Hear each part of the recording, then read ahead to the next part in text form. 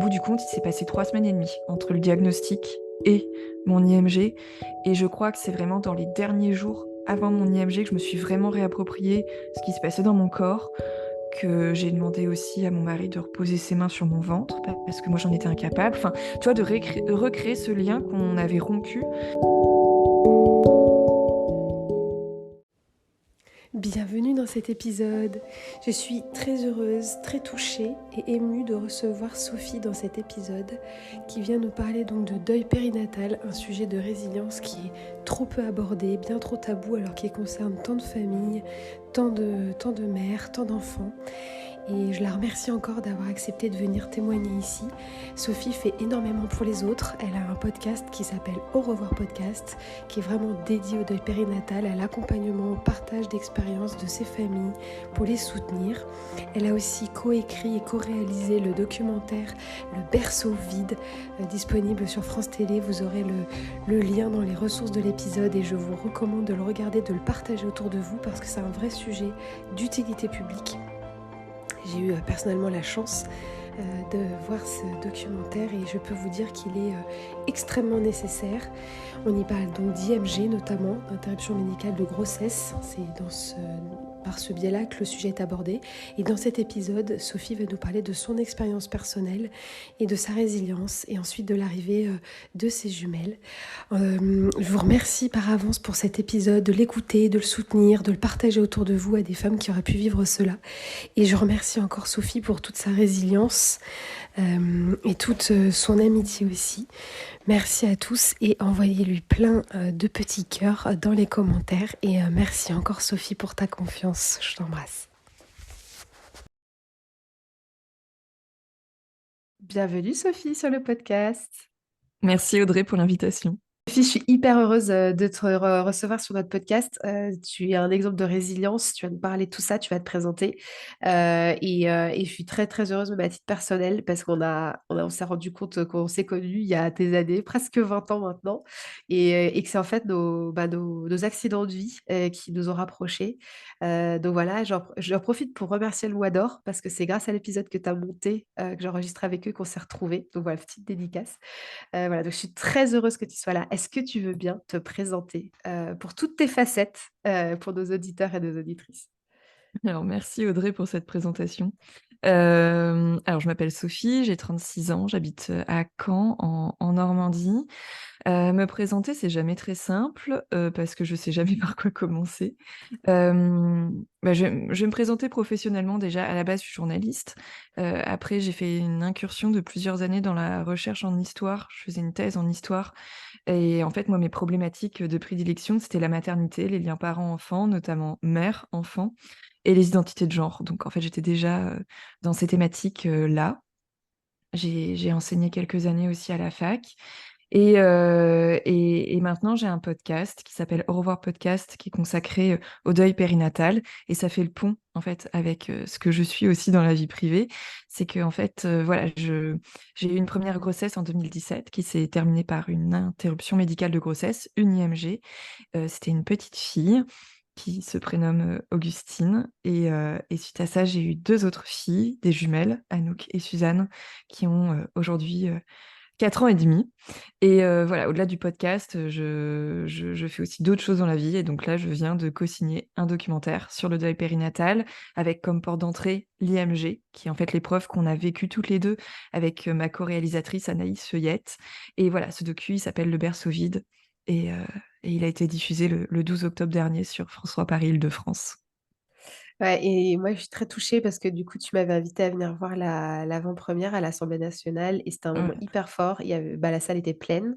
Et puis, toutes les femmes les couples et les femmes que tu interviews dans ce documentaire étaient là. Donc, on a pu échanger avec eux et je te remercie parce que c'était un moment enfin, personnel de femme et professionnel qui était exceptionnel pour moi. Donc, je te le redis, merci encore. Et je dis tout de suite que le lien du documentaire sera dans les ressources. Donc, vous pourrez retrouver tout de suite si vous voulez pas aller au bout de cet épisode parce que c'est trop dur ou je ne sais pas. En tout cas, vous aurez la ressource du documentaire et aussi du podcast. Euh, On comprend très bien, que tu as créé tout ça suite à ton parcours personnel.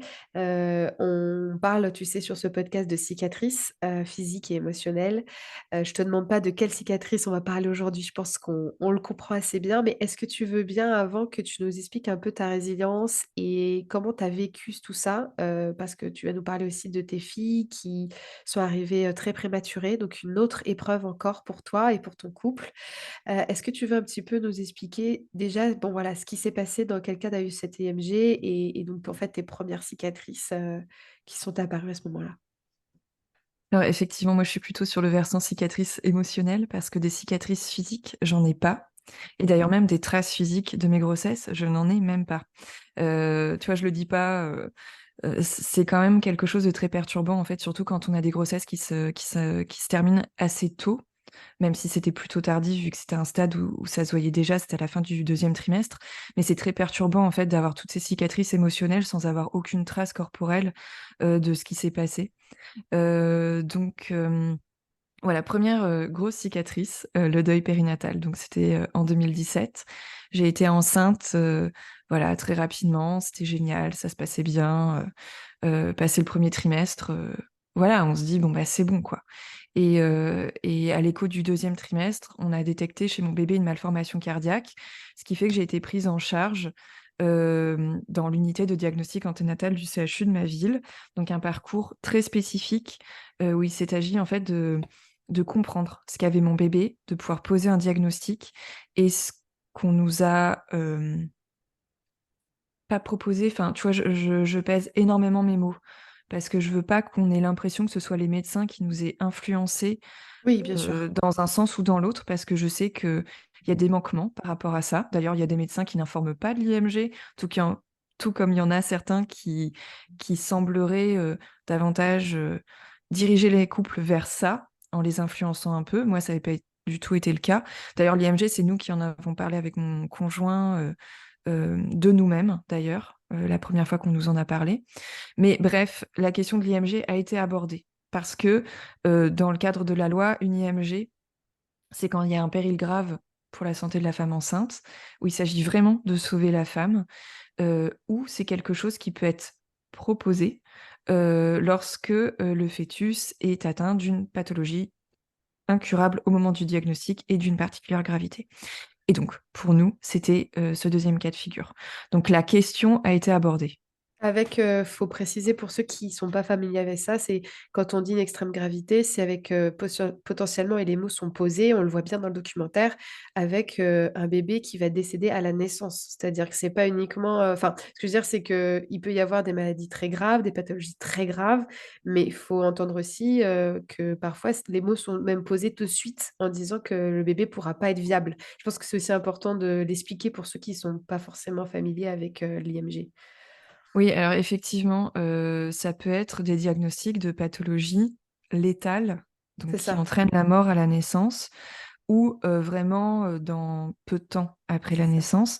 Comme ça peut être des pathologies qui n'entraîneront pas la mort, et ça, faut bien l'entendre aussi, mais qui entraîneront des conditions de vie, qui peuvent être particulièrement difficiles, notamment par le fait qu'il n'y a pas de traitement à proprement parler. Ce sont des pathologies dont on ne guérit pas, en Oui, c'est ça. fait. Donc un bébé qui va souffrir toute sa vie, quoi.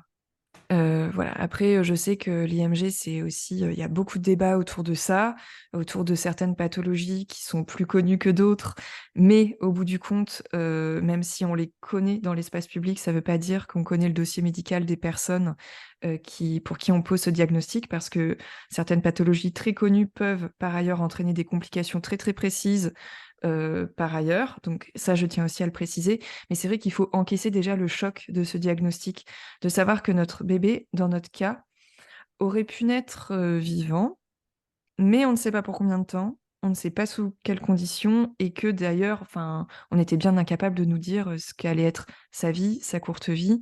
Et dès qu'on entend chirurgie palliative, Ouais, mmh. là déjà, enfin, on atteint quand même, un niveau de gravité qui est, extrême, en fait. Bien sûr. Donc, nous, avec, mon conjoint, on a pris cette décision d'accompagner notre bébé in utero, plutôt que de l'accompagner à la naissance, parce qu'on voulait pas du tout que notre bébé souffre.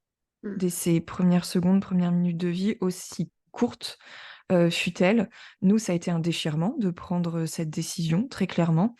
Mais c'était ce qui nous semblait le plus juste, et pour notre bébé, et pour nous, en fait. Et est-ce que tu peux juste nous expliquer, parce que tu vas avoir plusieurs fois dans ta vie de maman des moments de dissociation entre toi-même et toi-même, ton corps et ton esprit, et puis même, je dirais, ta maternité et toi-même. Et c'est très courant dans les cas de trauma. Est-ce que tu peux juste nous reparler de ce moment de sidération quand même, de l'annonce? Ça, c'est pour accompagner les parents et les femmes qui vont vivre ça ou qui le vivent. Est-ce que tu peux juste réexpliquer aussi que c'est normal et que un petit peu comment tu l'as vécu? Et qu'est-ce que vous avez mis en place tous les 2 à ce moment-là pour aller à prendre cette décision? Heu, Tu sais que par mon parcours, j'ai failli passer par là et que je sais combien c'est très difficile d'aller jusqu'à cette décision. Est-ce que tu peux juste en reparler un petit peu? Bah, c'est d'une violence extrême, en fait. Donc effectivement, la question du corps, elle est d'autant plus, importante et cruciale que quand on porte le bébé et qu'on entend que notre bébé, ne pourra pas vivre dans des conditions dignes et ne pourra peut-être même pas vivre, tout court, à la naissance. Il y a quand même quelque chose qui se joue qui est d'une violence extrême parce qu'en plus, moi j'étais à un stade de la grossesse où mon bébé, on avait déjà commencé l'aptonomie, enfin on avait vraiment des liens très forts avec lui, même dès le début de la grossesse finalement, enfin ton corps change d'emblée, enfin donc voilà et tu le sens bouger et en fait, c'est vrai que en l'espace de quelques heures, tu passes de: «Bon, bah, allez, cet après-midi, on va à l'écho, tout va bien se passer, je parle à mon bébé, tout se passe bien, j'arrête pas de toucher mon ventre, c'est génial, la vie est belle», à: «Non, mais là, il y a un gros problème» et c'est pas un petit problème, c'est vraiment quelque chose qui, là, nous dépasse complètement. Donc moi, en plus, quand on m'a appris qu'il faudrait que j'accouche par voie basse, vu le stade de la grossesse où j'en étais, mais j'ai eu un rejet de mon bébé, de ma grossesse, de mon corps, qui a été, mais immédiat presque. Et rejet de mon bébé, c'est très dur à entendre la manière dont je le dis, mais j'ai eu un réflexe qu'ont énormément de femmes qui vivent ça dans leur corps, qui est de: «Il va falloir que j'accouche maintenant parce que et s'il vous plaît, endormez-moi». Donc on dit que non, ce sera pas possible, mais parce que tu fais tout pour que ton bébé souffre pas, mais là, tu te rends compte à quel point toi, tu vas être exposé physiquement et à quel point tu vas souffrir physiquement, en fait. Déjà d'encaisser tout ça alors que physiquement, tu es enceinte, que tu sens ton bébé bouger, enfin, tu vois, j'arrive même pas à trouver les mots, Non, parce que de ce qui se passe dans ton corps. c'est ça, c'est totalement illogique, en fait. C'est-à-dire que, c'est ton cerveau peut presque pas le conceptualiser, en fait, puisqu'en Ah non, plus, on te demande d'accoucher par voie basse, ce qui sous-entend donner vie, alors que toi, tu sais que ton bébé va décéder. C'est enfin, je veux dire, c'est de l'illogisme possible. c'est le paradoxe, complet, en fait. C'est Ouais, 2 forces qui s'entrechoquent, la vie, la mort, moi, je m'étais projetée en plus dans un accouchement physio, enfin. bah, ouais. Tu vois, le truc, en plus, j'avais déjà commencé la préparation par rapport à ça parce que c'est une préparation qui est vraiment très longue dans le temps. Oui, il faut déjà s'inscrire. Enfin, tu vois, c'est le truc où à peine passé le premier trimestre, ça y est, tu t'inscris pour bloquer Bah, oui. ton rendez-vous, ton terme de grossesse. Il faut que la Bah, sage-femme oui. soit dispo. Donc, tu es dans une projection déjà qui est énorme. Mmh. Et là, moi, d'un coup, j'ai vraiment perdu pied. Et entre le moment où mon gynéco de ville m'a dit qu'il y avait un souci puis le diagnostic qui s'est affiné 48 heures après avec cette pédiatre, cette cardiopédiatre, puis les examens complémentaires avec, le professeur de l'unité de diagnostic anténatal, l'échographie de référence, tout scruté, où en fait, en plus, on a eu, l'info selon laquelle le diagnostic était encore plus grave que ce qu'on avait posé au début. Il s'est passé un petit peu de temps. Déjà pour encaisser la nouvelle, cette décision avec mon mari, on l'a prise très rapidement, mais après il y a aussi le temps de l'accompagnement médical, donc ces examens, le fait que notre demande d'interruption médicale de grossesse, fallait qu'elle soit aussi, hem, validée ou Oui, non, parce qu'on le valide pas toujours, par le mais staff. Mmh. par le staff. Donc il y a aussi cette étape du staff où toi, tu prends cette décision en tant que femme, en tant que couple, mais surtout en tant que femme, parce que c'est toi qui portes le bébé, que ensuite c'est discuté par un staff de médecins avec en plus toute une approche pluridisciplinaire. Tu as des généticiens, tu as des cardiologues, enfin vraiment, ce ne sont pas que des gynécologues en plus. Donc déjà, tu sais qu'il va falloir qu'il y ait une validation médicale de ta demande d'IMG. Et j'ai bien de ma demande. On n'a pas été influencé par des médecins qui nous ont dit il faut que ce soit une IMG, hein. Non, non, c'était ma demande. Et moi, là où j'ai été accompagnée, c'était bien clair. Je n'ai pas été influencée par des médecins formatés. Et je le redis parce que parfois il y a cette suspicion. Certes, il y a des médecins qui accompagnent mal, mais dans les deux sens, j'ai envie de dire, parce qu'il y a aussi des médecins pro-vie qui n'en parlent pas. Et c'est important de le dire, il y a du délit d'entrave à l'IMG, comme il y a du délit d'entrave à l'IMG, à l'IVG. C'est peut-être plus rare, mais ça existe. J'ai eu des témoignages dans ce sens-là. Et petit à petit, à partir du moment où ça a été validé par le staff, il y avait vraiment ce truc de bon bah maintenant, vous allez être contacté par le secrétariat du diagnostic anténatal pour fixer cette date. Ça vous appartient, on peut la fixer dans quelques jours comme on peut la fixer plus tard. Et moi, à ce moment-là, j'ai dit, on prend une pause. On fait une pause. J'ai besoin de me réapproprier ma grossesse. J'ai bien vu qu'il y avait quelque chose qui se jouait et qui faisait que j'allais pas accoucher dans des bonnes conditions. Vraiment pas des bonnes conditions si je faisais ça trop vite. Mais ça, tu vois, les médecins me l'ont dit, hein, que le temps m'appartenait. On m'a dit, ça vous appartient maintenant. Et moi, j'ai bien vu au plus profond de moi-même que j'étais plus du tout au même moment. Enfin, tu vois, mon rapport à mon corps et ma grossesse n'était plus du tout là où j'en étais avant qu'on m'annonce le diagnostic. Bien Et je sûr. sentais au fond de moi que je pouvais pas accoucher en étant dans cet état d'esprit-là. Même par rapport à mon couple, ça n'allait pas. On n'était plus du tout au même point qu'avant et on pouvait plus. Mais concrètement, voilà. Et donc, moi, j'en ai parlé avec mon mari. J'ai dit, écoute, on va rappeler le, le Secrétariat. secrétariat, mais plus tard. J'ai besoin de me réapproprier ma grossesse sans avoir cette ligne de mire qui est la date de l'IMG. Il faut que je puisse maintenant souffler un petit peu sans avoir de date butoir. Et au bout d'un moment, on a rappelé quelques jours plus tard. Et au bout du compte, il s'est passé 3 semaines et demie entre le diagnostic et mon IMG. Et je crois que c'est vraiment dans les derniers jours avant mon IMG que je me suis vraiment réapproprié ce qui se passait dans mon corps, que j'ai demandé aussi à mon mari de reposer ses mains sur mon ventre parce que moi j'en étais incapable. Enfin, tu vois, de recréer ce lien qu'on avait rompu parce que c'était trop dur. Et je me souviens que j'étais effectivement complètement pas dans un état de dissociation tout le temps, mais que je me dissociais de ce qui se passait dans mon corps parce que je me m'habillais plus du tout de la même manière, je sortais plus, je voulais plus qu'on me voie enceinte parce que j'avais trop peur qu'on me parle de cette grossesse, enfin que des inconnus ou des personnes qui savaient pas ce que je vivais m'en reparlent. Je mettais des pulls amples là où en fait avant je mettais des vêtements moulants en mode «Eh regardez, je suis enceinte» parce que je le vivais très bien. Enfin cette grossesse était géniale pour moi. Je sortais que quand il faisait nuit, c'est-à-dire qu'on est ressortis avec des amis prendre des apéros et tout, alors que j'étais encore enceinte et qu'on savait que ça allait se terminer parce que j'avais besoin d'être entourée. Mais en fait, je faisais en sorte que ma grossesse, elle se voit plus Mmh. pour pas être importunée, par rapport à ça. Et ça a été dans les jours qui ont précédé l'IMG que je me suis réapproprié tout ce qui se passait, en fait. Mmh. Et ça, c'est vrai que ça peut être un peu choquant pour des gens qui ont pas vécu ça ou qui l'ont pas touché du doigt, mais c'est d'une telle violence et c'est tellement antinomique, en fait, ce qu'on C'est vit. ça.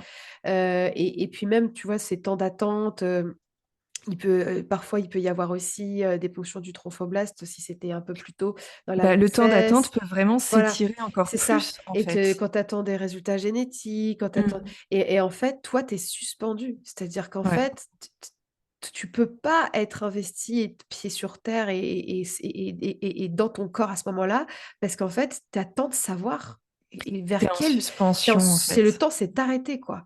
Et ça, c'est important que tu en parles parce que enfin, on passe toutes par là. Toutes les femmes qui vivent ça passent par là et c'est pas bizarre et il faut aussi accueillir ça quand on est un proche, quand on est un ami, quand on est la Mais famille. je pense même que dès qu'il y a un problème avec la grossesse, qui mène Ouais. ou non vers une IMG, hein, Oui, oui, oui, il y a ce truc qui se joue, en fait. totalement, totalement. Tu le souffle coupé parce que comme en plus on met tout le temps l'accent sur le premier trimestre, sur les risques de fausse couche, d'arrêt naturel de grossesse, on n'envisage jamais qu'il puisse y avoir un problème après. Et bien sûr qu'on n'a pas envie de l'envisager, on n'a pas envie de se préparer à ça, mais comme il y a quand même une sorte de silence complet sur ce qui se passe au-delà, sauf quand on a un proche qui l'a vécu, on peut pas envisager qu'il puisse y avoir quelque chose. Et quand ça arrive, euh, c'est un train qui te roule dessus, quoi. Donc forcément, quand tu vis ça dans ton corps, euh, t'es suspendu, en fait, c'est ça. Et même moi, qui ai eu un diagnostic assez rapide, puisque très rapidement, on a su quand même que c'était très grave, même si après, on a su que c'était encore plus grave, bah, j'ai bien vu que de toute manière, ce moment en suspension, il s'était étiré. Ouais. Et après, à partir du moment où tu sais qu'il va falloir que tu accouches par voie basse, faut quand même te,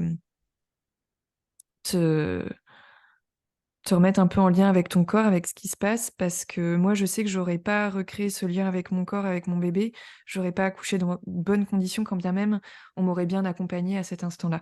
Et je pense en fait que c'est tout l'accompagnement en amont, la manière dont le gynécologue s'est adressé à nous, la manière dont on a été pris en charge par la psychologue, qui ont permis justement que, passé ce temps de sidération complet, j'arrive par moi-même aussi à remettre un petit peu les choses dans l'ordre.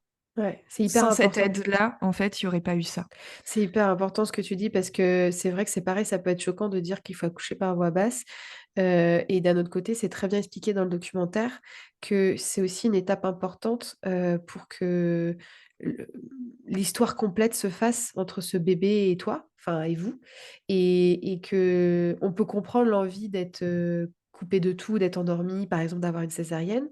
Et c'est très bien expliqué qu'il y a des séquelles possibles parce qu'en fait, du coup, tu te retrouves avec un utérus qui est cicatriciel. Si jamais tu veux un autre bébé derrière, bah, ça peut rajouter des complications. Et il y a toute cette dimension d'empreinte émotionnelle aussi, bien que ce soit un moment difficile à passer.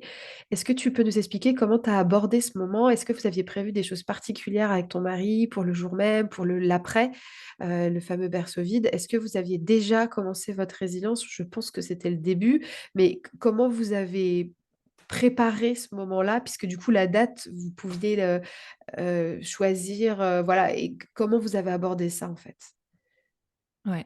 Alors, effectivement, je précise juste quelque chose, c'est que moi j'étais à un terme de la grossesse où de toute manière, effectivement, c'était un accouchement par voie basse.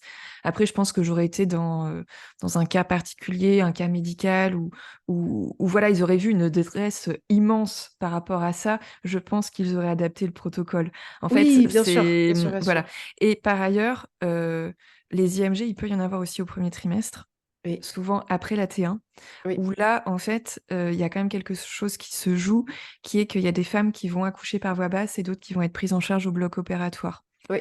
avec ce qu'on appelle une aspiration. Et ça, je sais qu'il y a beaucoup, beaucoup de silence par rapport à ça. C'est pas un cas qu'on a pu explorer dans le documentaire en tant que tel, même si on signale le fait que les IMG plus précoces sont souvent prises en charge au bloc opératoire. Mais ça, c'est aussi une autre situation que moi, je n'ai pas vécue et qui peut être aussi compliquée dans le sens où la grossesse se voyait pas, en plus, souvent, et il n'y a pas d'accouchement, non, avec une anesthésie générale, bien souvent. Et c'est un peu, comme le dit la sage-femme, on-off, en fait. Mais Mmh. après, je sais que là où on a tourné, par exemple, au niveau d'un certain terme, ils accompagnent les femmes un petit peu dans le chemin qu'elles ont envie d'emprunter. Oui, oui, mais c'est important. Et c'est important de le préciser et je pense que c'est important d'écouter aussi les femmes et ce dont elles ont besoin pour ce moment-là. Alors l'accouchement en tant que tel, on savait qu'il y avait des options qui étaient envisageables, que rien n'était obligatoire. C'est-à-dire que, j'allais avoir une péridurale, qu'on allait déclencher mon accouchement, que vu le terme auquel j'accouchais, il fallait déjà aussi in utero faire une anesthésie à mon bébé pour qu'il s'endorme, puis une injection pour que son cœur, pardon, s'arrête. Donc ça fait partie des choses qu'on a beaucoup de mal à envisager et qui sont assez inaudibles, parce que avant le terme auquel moi j'étais, finalement, bah, l'accouchement en lui-même, le cœur du bébé s'arrête en fait, Mmh. puisqu'il est trop petit. Mais moi, effectivement, il y a eu l'arrêt de son cœur in utero. Donc ça, première chose, je savais que ça allait se passer comme ça. Et puis après, il y a l'accouchement en tant que tel. Euh, pour nous, on savait que on pouvait ou non voir notre bébé, qu'on pouvait le voir juste après l'accouchement ou après, même dans les heures qui suivent, même dans les jours qui suivaient. On savait qu'on pouvait le prénommer ou pas, on savait qu'on pouvait lui apporter des vêtements ou pas, qu'on pouvait voilà, faire un petit peu les choses, euh, qu'il y aurait des photos qui seraient prises par la sage-femme, qu'on pourrait les rapporter chez nous sur une clé USB ou qu'on pourrait les revoir plus tard. Enfin, tu vois, il y avait un petit peu le champ de tous les possibles qu'on pouvait envisager pour ce jour-là. Alors, le coût des vêtements, nous, on se dit, bah non, enfin là, on va pas lui apporter de vêtements. De toute façon, elle va être tellement minuscule.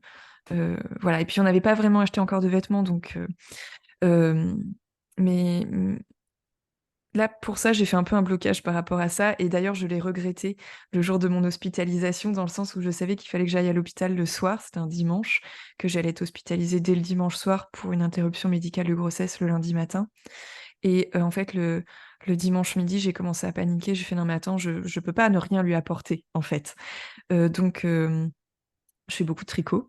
J'en fais moins maintenant, mais en fait, il y avait un truc qui s'était passé, au début de ma relation avec, mon mari, mon futur mari à l'époque. C'est que pour la Saint-Valentin, on avait avec des copines fait du tricot en mode un peu street art. On avait accroché des cœurs tricotés sur un grillage à Paris et on avait mis les initiales, alors moi, c'était mon prénom plus celui de mon mec et j'avais tricoté un cœur, en fait. Bon, c'était un peu notre opération du 14 février, voilà. Le lien avec ma grossesse, je te l'explique tout de suite, c'est que je me suis dit: «Bah, je vais lui tricoter un cœur à mon bébé», en fait. Et j'ai pris la même laine, parce qu'il me restait de la laine de ce premier cœur que j'avais, fait, 7 ans auparavant, pour du street art et donc je lui ai tricoté un cœur. C'était très, très rapide.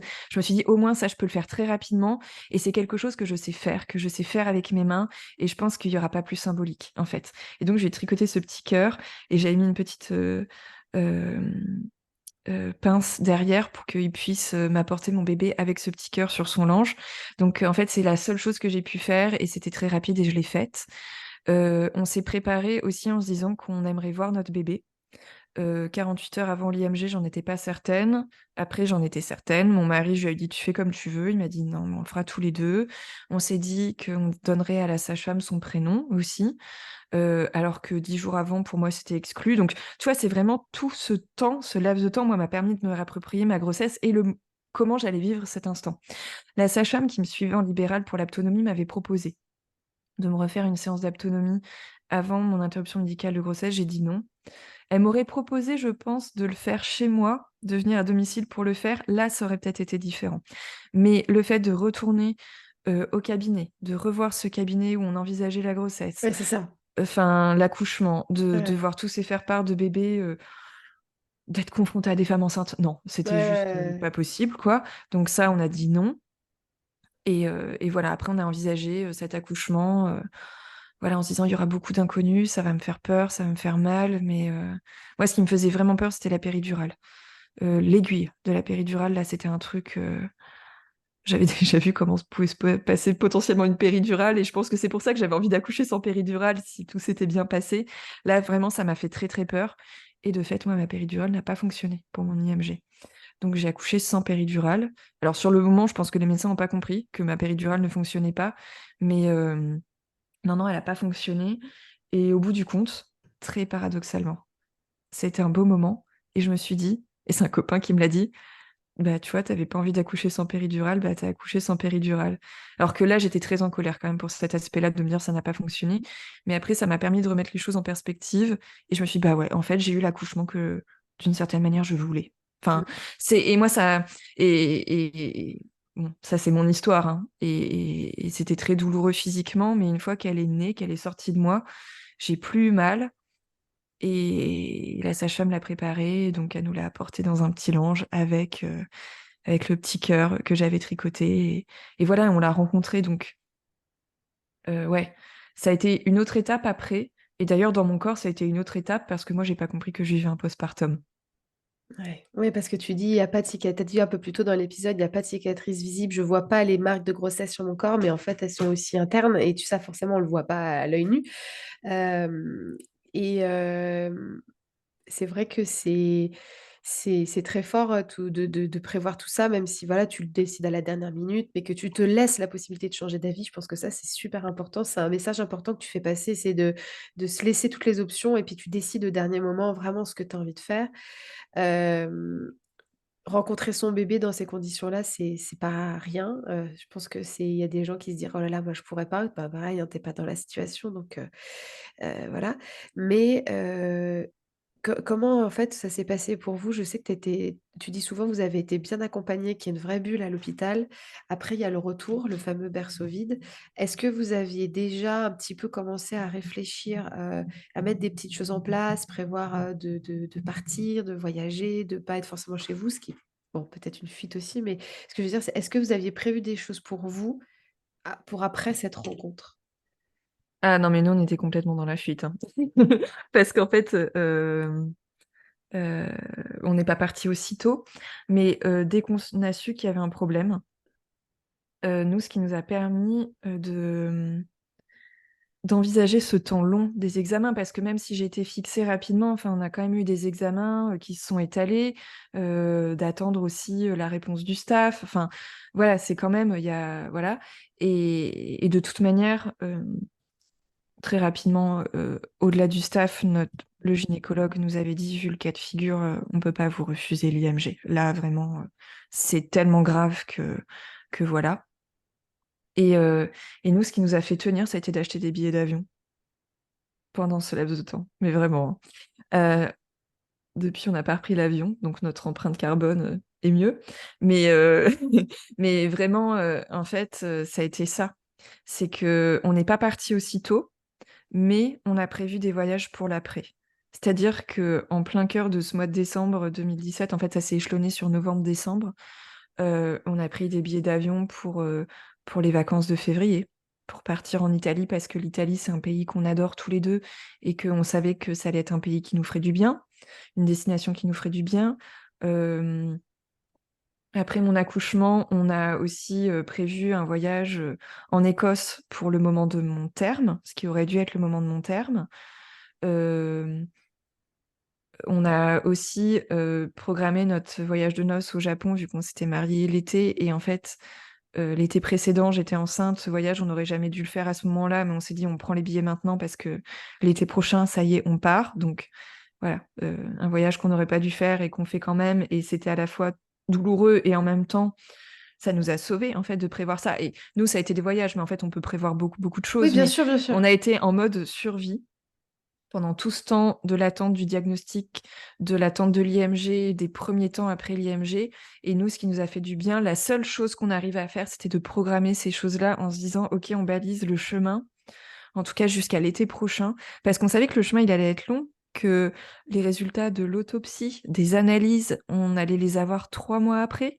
Et ça ne veut pas dire qu'on a des réponses définitives à ce moment-là. Enfin, tu vois, c'est dans cette espèce de truc là qui se profilait à l'horizon, de page blanche, de on ne sait plus quoi faire de tout ce temps qu'on n'aurait pas dû passer comme ça. Bah nous, ça a été notre moyen de survivre en fait. Et c'est quelque chose où en plus on est très raccord avec mon conjoint. Donc c'était vraiment une survie pour nous de faire ces projets-là et de partir ailleurs. Ça, c'est évident.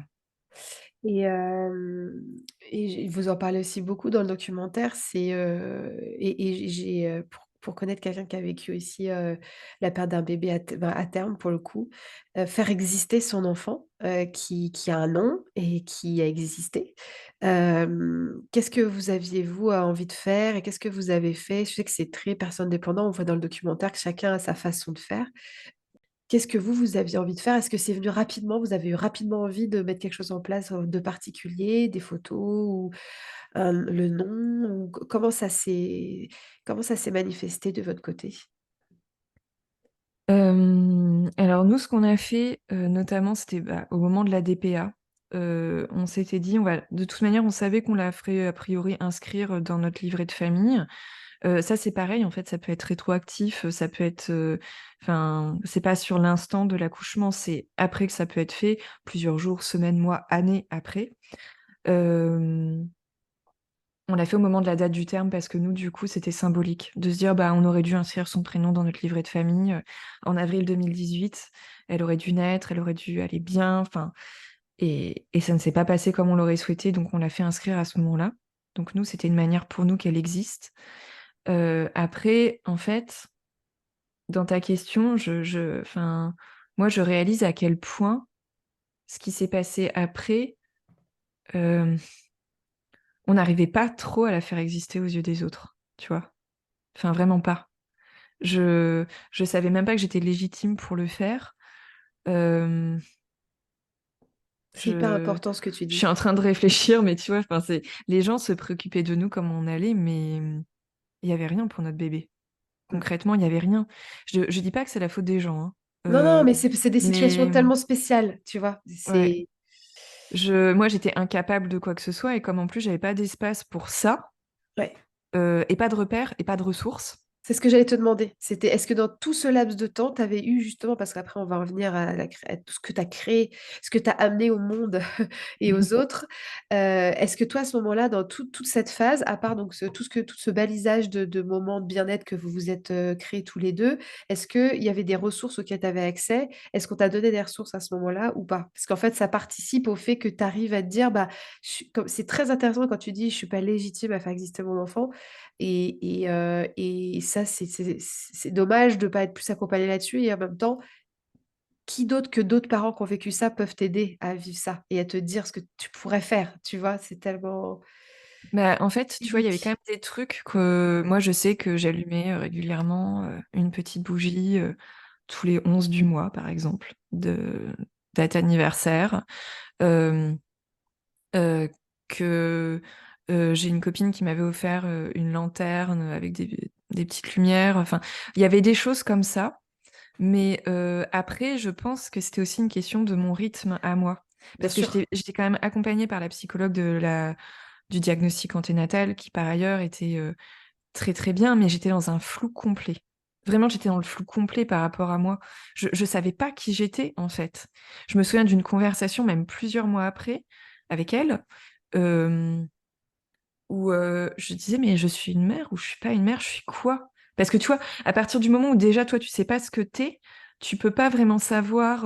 Parfois c'est le fait de dire, bah mon enfant a existé, donc je suis sa mère, donc je le fais exister aux yeux des autres, qui fait que tu te sens mère. Mais moi, comme j'étais dans un espèce de truc où je savais même pas ce que j'étais, et puis j'étais beaucoup dans l'aspect. J'ai perdu mon bébé en fin de deuxième trimestre. Bah en fait c'est pas comme un bébé à terme. Oui, je vois très bien ce que tu veux dire. Et je sais pas si c'est à cause, entre guillemets, de mon entourage ou à cause de moi, la manière dont j'envisageais ça pour me protéger aussi en me disant il y a pire que moi. Parce que quelque part, que l'entourage te dise, écoute Sophie, il y a pire, ou t'invite à relativiser pour un petit peu atténuer ta peine, hein. Ce que je peux comprendre aussi. Ça, c'est quand même assez compliqué à gérer. Mais au-delà de ça, il y avait aussi moi, la manière dont j'envisageais les choses pour me protéger moi et essayer non pas de relativiser ma peine, mais d'essayer de me dire, bon, écoute, ça aurait pu être pire. Moi, ça me rassurait quelque part de me dire, heureusement, ça n'a pas été détecté après. Enfin, tu vois, il y a beaucoup de mécanismes qui Ouais, se ouais, mettent quand bien même en jeu à sûr. ce moment-là, ce qui fait que, voilà, et puis on y reviendra peut-être après. Moi, c'est qu'à partir du moment où mes enfants suivants, mes filles suivantes sont nées, mes jumelles, quasiment au même terme, que j'ai pris conscience que non, non, c'était vraiment un vrai bébé que j'avais eu. Oui, c'est ça. Mais on peut avancer si tu veux, parce que moi, je voulais te poser la question. Il y a dans les témoignages de deuil périnatal, il y a tout le monde réagit, voilà, c'est chacun sa réaction. Mais je sais qu'il y a la réaction parfois de vouloir refaire un enfant tout de suite. D'ailleurs, je crois que c'est abordé dans le documentaire. Est-ce que ça a été comme ça pour toi, enfin pour vous? Et comment du coup ça s'est passé pour, ta grossesse pour tes filles, enfin tes 2 autres filles? Comment tu t'es sentie? Et justement, est-ce que du coup tu penses que tu es restée dans cette espèce de flottement et que finalement tu as eu une resynchronisation vraiment, finalement comme tu dis à l'accouchement de tes filles en fait? Enfin, et comment ça s'est passé pour toi finalement? Comment tu abordes une nouvelle grossesse? Comment tu te sens? Est-ce que tu te dis, «J'y vais, je mets plein de trucs en place, tu vois, pour être méga préparée. Est-ce que j'y vais en disant: «Je vais voir ce que la vie m'apporte», enfin, tu vois? Comment tu étais à ce moment-là? Alors la question de la nouvelle grossesse, effectivement, on le dit dans le docu, et d'ailleurs les personnes le disent dans le documentaire aussi, que on peut avoir une envie d'être de nouveau enceinte qui est viscérale. C'est Ça ne veut ça. pas dire qu'on va avoir un bébé aussitôt après. D'ailleurs, il y a beaucoup de couples qui ne peuvent pas avoir de bébé, ne serait-ce que parce qu'ils étaient déjà passés par la PMA, enfin des parcours très longs. Parfois, tu te dis, OK, moi, mon envie d'avoir un autre enfant se heurte à des problématiques médicales qui me dépassent. Et du coup, c'est pas mon rythme à moi, c'est le rythme de la médecine ou le rythme de la PMA ou mon âge qui fait qu'il y a des moments, il faut que je m'y mette aussitôt, alors qu'en fait, c'était pas du tout. On a besoin parfois de ralentir et en fait, bah non, on est obligé de se relancer quelque part si on veut espérer avoir un autre enfant. Donc ça, c'est vraiment propre à chacun. Mais effectivement, je pense qu'on est quand même beaucoup à se dire à un moment donné: «J'ai envie d'être de nouveau enceinte» et la question d'une autre grossesse, moi, j'étais encore enceinte de ma fille avant l'IMG que j'avais dit à mon mari: «Mais est-ce qu'on aura un autre enfant? Enfin, faut qu'on en ait un autre. Moi, je peux pas. Enfin, sinon, je j'ai» pour moi, c'était la lumière à ce moment-là de me dire: «Je vais retomber enceinte». Mais effectivement, on est quand même aussi confrontés à des problématiques médicales et nous, on avait aussi besoin de savoir ce qui s'était passé, d'attendre des résultats d'analyse pour savoir dans quelles conditions on pouvait envisager ou pas une autre grossesse et dans notre cas, on c'était flou, en fait, parce que, c'était, très rare ce qu'avait notre bébé et donc on ne savait pas concrètement, si Ah, c'était génétique ou pas, si on était porteur d'une mutation génétique. Peut-être, peut-être pas et le problème, c'est que c'était tellement rare qu'on a lancé des investigations génétiques et on n'a pas eu de réponse. Donc ça, c'est compliqué à encaisser parce que nous, ce qu'on attendait comme réponse à ce moment-là, c'était: «On a l'explication, ça ne se reproduira pas». bien Même si sûr, tu sais que potentiellement il peut se passer énormément de choses après tout ça, nous, on avait juste besoin d'être rassurés par rapport à ce que nous, on avait vécu. bien De se sûr. dire: «OK, il peut se passer plein de choses maintenant pendant la grossesse», on le sait, ne serait-ce que d'aller sur un forum, d'associations pour le deuil périnatal. Moi, j'étais allée sur le site de Petite Émilie. OK, on voit toutes les trajectoires de toutes les personnes qui ont été confrontées, soit une IMG, soit une mort fœtale in utero, enfin, on voit qu'il y a plein de complications possibles. Mais il y a des moments non, tu le sais, certes, mais tu as besoin d'être assuré à ton échelle de: «Moi, ce qui m'est arrivé, est-ce que ça va se reproduire ou Bien pas?» sûr, bien et sûr. nous, on n'avait pas d'explication. C'est que dans dans le cas qui était le nôtre, il pouvait y avoir une récidive, peut-être, peut-être pas. Peut-être qu'on avait 75 de chances qu'il n'y ait pas de récidive. Voilà, donc en fait, il y a eu ce flou qui a été assez difficile à admettre. Là, c'était un peu compliqué et en fait, on s'est dit ouais, donc il y a un flou, mais en fait, finalement, la vie fait que ça peut tellement te tomber sur le coin de la figure à tout moment de la grossesse, que ce soit ça, que ce soit autre chose. Une fois que tu as mis un pied là-dedans, tu sais que le pire peut arriver. Donc on s'est dit: «OK, on fait ce pari et on croise fort les doigts pour que ça se reproduise pas et de toute façon, si c'est pas ça, ça peut être autre chose, en fait». Ouais. C'est, des histoires de deuil périnatal, il y en a tellement que voilà, on peut pas s'arrêter à ça et la médecine nous dit que ça peut peut-être se reproduire comme ça peut ne pas se reproduire. Eux-mêmes ne savent pas, en fait. Ouais, La c'est ça. génétique, c'est la loterie, en fait. Donc on s'est relancé dans une grossesse, heu, en se disant: «Bon, quand on est prêt, on s'y mettra», en fait. Et je voulais avant qu'on parle de juste qu'on continue là-dessus, j'ai oublié de te poser une question qui est très importante, mais du coup, c'est bien parce que je vais te la poser pour les 2 situations. Qu'est-ce que comment on on se comporte? Qu'est-ce qu'on dit à un couple qui vient de perdre son bébé, qui vit un deuil périnatal et comment on se comporte et qu'est-ce qu'on dit à un couple qui a perdu son bébé et qui enfin et pour lequel la femme retombe enceinte? Est-ce que tu veux bien un petit peu, donner des clés? Parce que je pense qu'il y a beaucoup, beaucoup de maladresses qui sont faites, notamment, ce qui peut être dit d'ailleurs, pendant à des moments de fausse couche, hein. Je veux dire, «Ah bah, c'est la Oui, à n'importe quel nature, moment, en ça fait. devait pas, arriver, c'est comme ça» et cetera. Bon, comme tu dis, les gens veulent te remonter le moral, mais c'est quand même très, très maladroit. Et je pense que c'est aussi parfois parce qu'on est démunis. Je profite pour juste dire que dans l'épisode avec, Clémentine Sarlat, Maître Essence, tu parlais de photos, où c'était commun de prendre des photos de famille avec, des nouveau-nés qui étaient, décédés. Heu, je pense que ça reste quand même un gros tabou, de manière générale dans la société et que parfois des maladresses ou des manquements parce qu'on ne sait pas quoi faire, on ne sait pas quoi dire. Est-ce que tu pourrais juste nous donner des petites choses qui pourraient, voilà, qui pourraient être entendues et que l'entourage pourrait mettre en place auprès des couples qui vivent un deuil périnatal? Et pareil, quand on se relance dans une grossesse, justement, comment on soutient le couple et qu'est-ce qu'on dit? Tu vois? Est-ce qu'on fait comme s'il n'y avait pas eu le deuil périnatal? Est-ce qu'au contraire on considère que, ben, tu es enceinte pour la deuxième fois, que ça tu vois? Que tu as 3 enfants, mais pas 2 enfants. Voilà, est-ce que tu veux bien un petit peu nous donner des petites clés comme ça? Même si c'est propre à chacun, mais bon. Ouais, mais en fait, c'est propre à chacun, mais je pense que les proches, ils ont besoin d'entendre le fait qu'il faut pas relativiser ce qui se passe pour les couples et les femmes qui sont confrontées, à ça, mais quel que soit le stade de la grossesse. Qui a le droit de faire ça? Personne, en fait.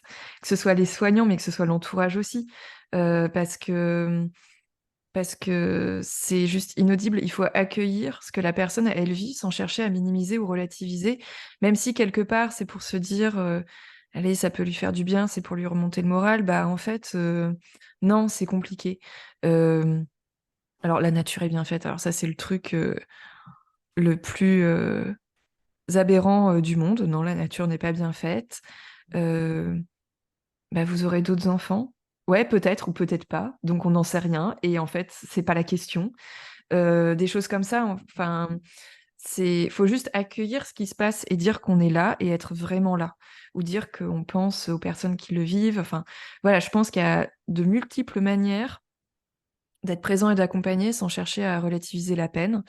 Peut-être se dire: «Tiens, ce que j'ai envie de dire à mon amie ou à ma sœur qui vit ça, est-ce que c'est pour relativiser sa peine ou c'est vraiment pour, pour être là pour elle?»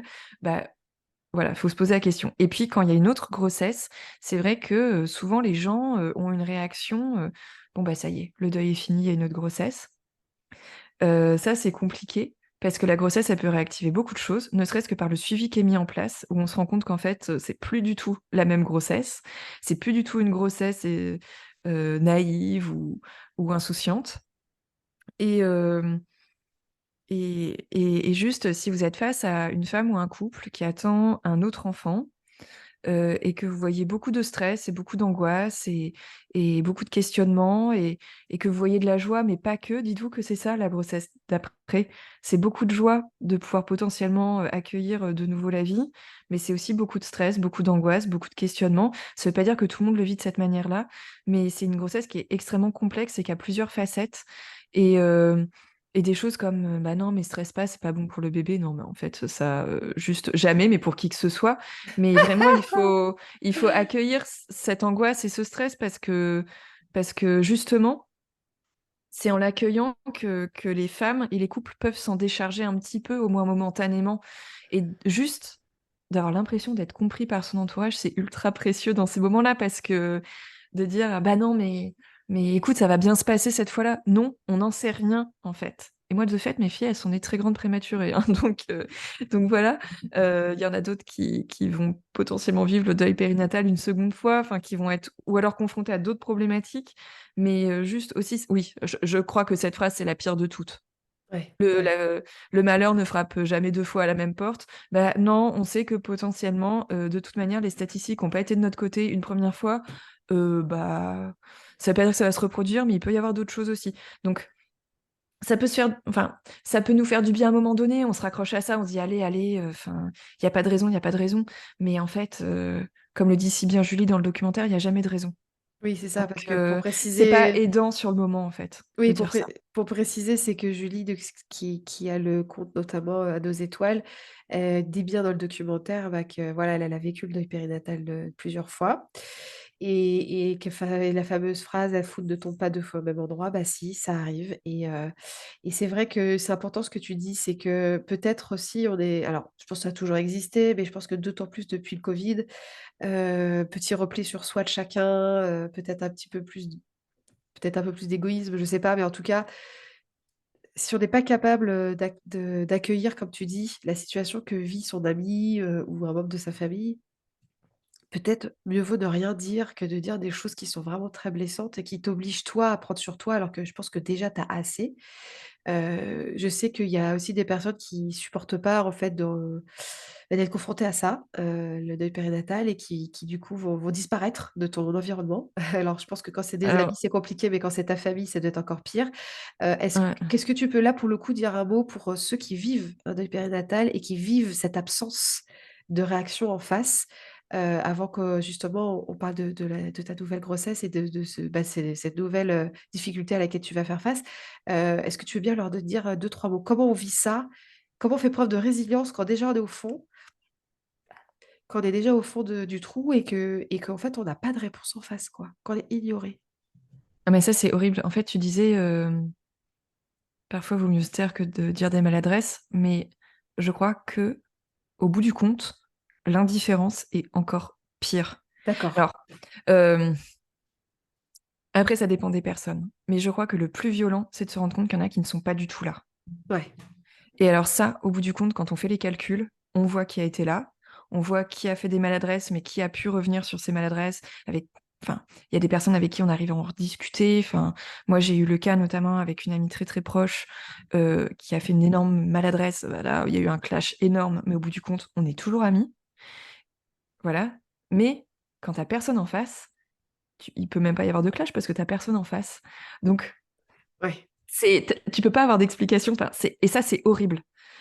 Je le redis, quand j'ai annoncé qu'il y avait un problème avec ma grossesse, j'ai envoyé un mail à plusieurs personnes parce que j'étais incapable Oui. d'appeler les gens. Il y a des personnes qui ne m'ont pas répondu, qui sont sorties de ma vie à ce moment-là parce qu'elles ne m'ont pas répondu. C'est incroyable. Il y a des personnes qui m'ont dit vouloir être là et qui, au bout du compte, n'étaient pas là. Donc, je n'ai plus eu de nouvelles pendant des semaines et des mois. Et au bout du compte, qu'on essayé de revenir, mais en faisant comme si rien ne s'était passé, sauf que non. Non, non, il s'est passé quelque chose, en fait. Donc, quand tu n'es pas là, dans la pire épreuve que traverse ton ami ou ton proche, là, là, c'est grave, en fait. Et je pense que on peut toujours revenir, d'ailleurs, là-dessus en réalisant qu'on n'a pas été là Oui. et En, d'essayer de... en Voilà, demandant les pardon morceaux, ils se et ouais. recollent ou pas. Ouais. Mais en Ouais. fait, moi, je sais qu'il y a des personnes qui prendraient conscience qu'elles n'ont pas été là et qui m'enverraient demain un texto pour me dire, Sophie, j'étais en dessous de tout. Ouais, t'as été en dessous de tout. Bon, bah maintenant, on en reparle. Mais tu vois, c'est vraiment... et ça, les personnes qui traversent un deuil périnatal et qui ne comprennent pas que certaines personnes ne leur donnent plus aucun signe, mais je leur envoie tout mon soutien. Et ça va pas les rassurer, mais n'empêche que ça fait quand même du bien de savoir qu'on n'est pas seul dans ces moments-là, c'est que je crois que ça arrive à tout le monde. Toutes les personnes qui ont vécu un deuil périnatal à un moment donné se sont retrouvées face à l'indifférence complète de certaines autres personnes de leur entourage qui étaient incapables de faire face à ça. Et c'est terrible. Et c'est terrible. Mais là, clairement, on voit dans ces épreuves-là qui est là et qui n'est pas là. Ouais, et puis on Et au peut bout même du être compte, surpris sur qui est là. oui, et il faut se dire aussi que on est surpris de voir que certaines personnes ne sont pas là, et on est aussi surpris de voir que certaines personnes dont on pouvait déjà être proche, mais voilà, c'était pas les personnes les plus proches qu'on avait, elles sont là, et on se raccroche à ça. Et si vous avez personne de votre entourage, vraiment, que vous vous sentez ultra isolé, parce que de toute manière, il y a quand même un sentiment d'isolement dans le sens où les seules personnes qui peuvent vraiment nous comprendre, ce sont celles qui l'ont vécu.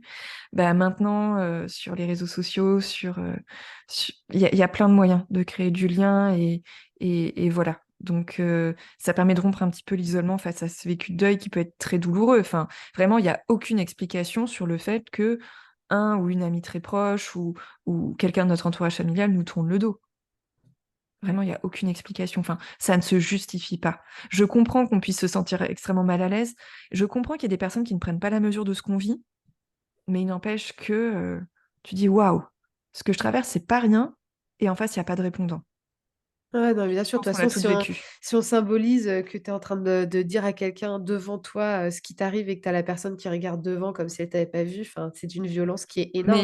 Mais même en fait, souvent, c'est le côté pas de répondant, c'est aussi des personnes qui vivent pas dans notre environnement géographique et qui vont pas répondre à un mail ou un texto, tu vois? Ouais, ouais, ouais. Et parfois, effectivement, tu revois des gens après et tu te rends compte que quand tu les revois, elles ne te parlent absolument pas de ce que tu as vécu alors même que ça fait 10 jours. Ouais, ouais, ouais, ouais. Comme Ouais, si ouais. c'était rembobinons, et puis, ça y est, hop, on revient à là où on en était avant la grossesse. Il faut pas confondre accueillir ce que vit l'autre et essayer absolument de l'aider à aller tout de suite mieux et en minimisant et en ne reconnaissant pas ce qui s'est passé. Encore une fois, voilà, tu as une Je façon. pense que c'est pas la même démarche, en fait. Tu as Ouais, ceux qui sont maladroits alors tu as ceux qui sont maladroits parce qu'ils vont minimiser ta peine parce que bon, en gros, ce que tu as vécu, c'est pas légitime. Bon ça, out. T'as ceux qui vont être dans une indifférence telle que tu dis, ok, d'accord. Donc en fait, vraiment, les amis, c'est que dans les bons moments et pas dans les mauvais Ouais, moments, out. Et t'as ceux qui vont faire des maladresses parce que ces personnes-là, elles ont juste envie que tu ailles bien. c'est Et ça. elles sont déstabilisées par ce que tu vis. Et c'est dur de se dire, bah, ma fille, mon fils, ma sœur, elle va pas bien. Donc en fait, il y a le côté maladroit de on essaie de te rebooster un tout petit peu parce que on aimerait juste que ta peine elle soit un peu moins énorme. Et ça, tu vois, ce sont des maladresses que tu n'accueilles pas de la même manière. Bien sûr. Mais ça veut pas dire que ces maladresses-là te feront pas mal. Parfois, c'est même pas sur l'instant où on te le dit, c'est parfois après où tu réalises que non, c'est pas trop ok de dire ça dans ces moments-là, que c'est pas aidant. Mais tu vois, je fais un peu la part des choses. C'est qu'il y a des moments, bah, des maladresses, on en entend toujours, mais selon le contexte, on peut parfois aussi revenir dessus. Et puis parfois, ce sont des maladresses qui sont énormes, mais ça vient de personnes qui sont tellement proches de toi que ça te fait énormément souffrir. Et là, il y a un clash, et là, tu t'expliques. Et voilà, parce que tu veux pas laisser cette amitié dépérir à ce moment-là. Et tu dis, non, il y a un truc qui va pas, faut que... Non, ça va pas. Mais, euh, mais c'est vrai qu'on est confronté quand même à beaucoup de choses très différentes et beaucoup de choses qui rajoutent de la peine à la peine. Et ça, c'est dur. Après, en tant que proche, si vous voyez vraiment qu'il y a quelqu'un de votre entourage qui vient deuil périnatal et qui est extrêmement isolé, C'est ça. alors faut pas aller le chercher en disant non, mais là, faut que tu sortes, là, faut que tu te remues, parce que bien sûr que ce ne sont pas des mots qui sont appropriés, mais effectivement, on peut s'inquiéter et à juste titre, parce qu'effectivement, oui, on peut vraiment tomber dans la dépression, quoi. Et, euh, et c'est vrai que c'est quelque chose qui est une réalité. Le fait qu'on peut vraiment être isolé, se sentir isolé, et de ce fait s'isoler encore plus et tomber dans quelque chose de très très compliqué à gérer, et même au sein des couples, hein. Effectivement, on peut se sentir très isolé aussi au sein de son couple. Donc, effectivement, il y a des bouées de sauvetage et si vraiment vous vivez ça, que vous êtes très très seul et que vous sentez que vous êtes vraiment en train de glisser vers, vers quelque chose qui vous dépasse, essayez de trouver quelqu'un pour vous accompagner. Quelqu'un de Ouais, formé, quelqu'un. Allez sur les réseaux sociaux, allez voir le compte de Julie, allez voir le mien. Enfin, il y a des groupes de parole, il y a en visio, enfin, il y a plein de choses aujourd'hui. Encore faut-il le savoir. c'est ça. Mais, mais, Ouais. mais ça, c'est effectivement compliqué. Et pour revenir à la grossesse, donc effectivement, mais ça, je l'avais un petit peu abordé juste avant, c'est euh, ne pas partir du principe quand on est dans un entourage d'une personne qui a vécu un deuil périnatal que la grossesse suivante, c'est le moment zéro, quoi. Ouais, c'est Euh, ça. cette grossesse qui va être vécue, elle est vécue à l'aune de ce qui s'est passé avant. Donc là, moi, par exemple, quand j'ai été de nouveau enceinte, je savais déjà quel serait mon accompagnement pour cette grossesse. J'avais vraiment, je le savais en fait. Et je me suis entourée de professionnels qui seraient à même de m'accompagner dans cette grossesse très spécifique et en qui j'avais confiance médicalement et humainement. Ouais, donc c'est Ça, ça c'est aussi important. déjà là, tu commences à te construire aussi ton enfin tu te construis pas c'est pas ta forteresse, mais tu te construis un peu ton armée quoi. C'est-à-dire que tu Ah, mais sais par complètement. Et je le voilà. dis souvent comme ça, hein, Ah j'avais bah mon armée voilà, autour de moi. voilà, Mm. c'est ça. Mais ça, c'est hyper important parce que ça fait partie aussi de ton chemin de résilience. Est-ce que tu peux quand même juste nous dire, parce que je crois que je t'ai pas entendu en parler, quand tu as su que tu étais enceinte de jumelles, qu'est-ce que ça t'a fait? Alors, bah, c'était une écho de datation. C'était mon gynéco, le même, qui m'avait suivi pour ma première grossesse. Il était très content pour nous que je sois enceinte. Moi-même, j'étais très contente, mais très sur la défensive aussi. Mais enfin, tu vois, quand je dis il était très content pour nous, c'est que, enfin, il était très content, pas en mode ah youpi génial. Enfin, tu vois, il était très content dans une certaine mesure, enfin, qu'on ait pu de nouveau envisager d'avoir un bébé, que je tombe enceinte, en fait, que je sois de nouveau enceinte. Donc, il était très mesuré, hein, c'était, voilà. Et donc, c'était une écho de datation, et c'était un terme de ma grossesse où on savait même pas trop si on allait voir quelque chose. Donc ça, tu vois, il m'a vraiment préparé, il a vraiment pris des pincettes tout le temps à me dire, on va faire une écho, mais vu le terme, votre rendez-vous, il est un petit peu peut-être trop tôt, donc on verra peut-être rien, mais ça veut pas dire qu'il y a rien, on reverra dans 15 jours. Enfin, tu vois, vraiment, là, je me suis sentie en mode, il me dit les choses, et voilà. Sachant qu'en plus, mon gynéco, Pour ma première grossesse, au tout début, il était pas là, il était en congé, donc c'était son collègue qui m'avait prise en charge. Il aurait peut-être fait ça aussi pour ma première grossesse, je sais pas, mais là, tu vois, je me suis sentie vraiment OK. On fait l'écho et je vois qu'il y a un truc. À l'écho, il fait bon, il y a déjà un cœur qui bat, donc on voit, vous êtes effectivement enceinte, c'est une grossesse qui me semble évolutive, OK. Et puis bon, moi après les échographies, tu vois, il y a des moments, ils font des espèces de changements d'angle, de vue, enfin, tu comprends pas trop. Et là, j'ai regardé, je fais, c'est bizarre. Et il me fait, ah mais en fait, il n'y en a pas un, il y en a deux cœurs qui battent. Ouais. Waouh! Là, vraiment, ça a été le choc. Le choc. Mais tu vois, sidération dans le bon sens, là. Ouais. Euh, et là, il me dit, attention, l'écho, là, elle est très très tôt. Elle est très précoce. Je peux pas vous assurer qu'il y en aura toujours deux Oui. à la prochaine écho. Donc ça, Ouais. il me l'a bien dit, en fait. Ouais. Donc on s'est pas projeté dans grossesse gémellaire d'emblée. D'accord. Bah, Et c'est c'était hyper important important ce qu'il que y ait tu ce mot. dis. Ça, c'est très très important ce que tu dis parce que parfois, il peut arriver qu'il y a une grossesse qui est au départ gémellaire et qui en fait ensuite, Mm. un des bébés s'en va et que parfois, des fois, il y a des femmes qui le savent même pas parce qu'en fait, elles font Ouais, l'écho de ça, il me l'a datation dit. tardive. Voilà. Et donc, c'est hyper important ce que tu dis parce que ça pourrait être vécu que déjà comme un deuil pour une femme qui ferait une écho de datation très tôt et puis qui refait sa déco plus tard et qui a plus qu'un seul bébé. Donc, je te remercie de l'aborder parce je trouve qu'on n'en parle pas du tout de ça parce que c'est un peu, tu sais, ah bah c'est qu'un embryon, donc c'est pas encore un bébé. Donc merci beaucoup de parler de ça. Je te remercie parce que Bah, c'est en fait, très c'est tabou. surtout merci à mon gynéco parce que vraiment, lui, il a l'habitude aussi des questions d'infertilité. Il me dit, là, le terme auquel on fait l'écho, c'est souvent un terme auquel on fait des échos quand il y a eu des inséminations artificielles, des choses comme ça. Lui, il le fait. Et c'est vrai qu'il y a des moments où on constate qu'il y en a deux, mais 15 jours après, voilà, il n'y en a plus qu'un. Et si on avait fait l'écho de datation à un terme plus habituel, là, vous ne l'auriez même pas su qu'il y en avait Ouais, c'est ça. potentiellement deux. Donc effectivement, enfin, sa secrétaire m'avait donné une écho très très précoce. Donc, tu vois, nous, ça nous a permis aussi de nous protéger, de nous dire, bon, bah voilà, c'est quelque chose de courant, effectivement, qu'il y en ait deux au début et 15 jours après, qu'il n'y en ait plus qu'un. Donc, on s'est dit, on est reparti avec un rendez-vous 15 jours plus tard. Il m'a dit, bon, si dans 15 jours, il y en a toujours deux, a priori, bon, voilà, on partira vraiment sur ce qu'on appelle une grossesse gémellaire, quoi. Et 15 jours après, il y en avait toujours deux. Et en plus, c'était toujours écho, vraiment, on n'était pas à la T1 hein, du tout, hein.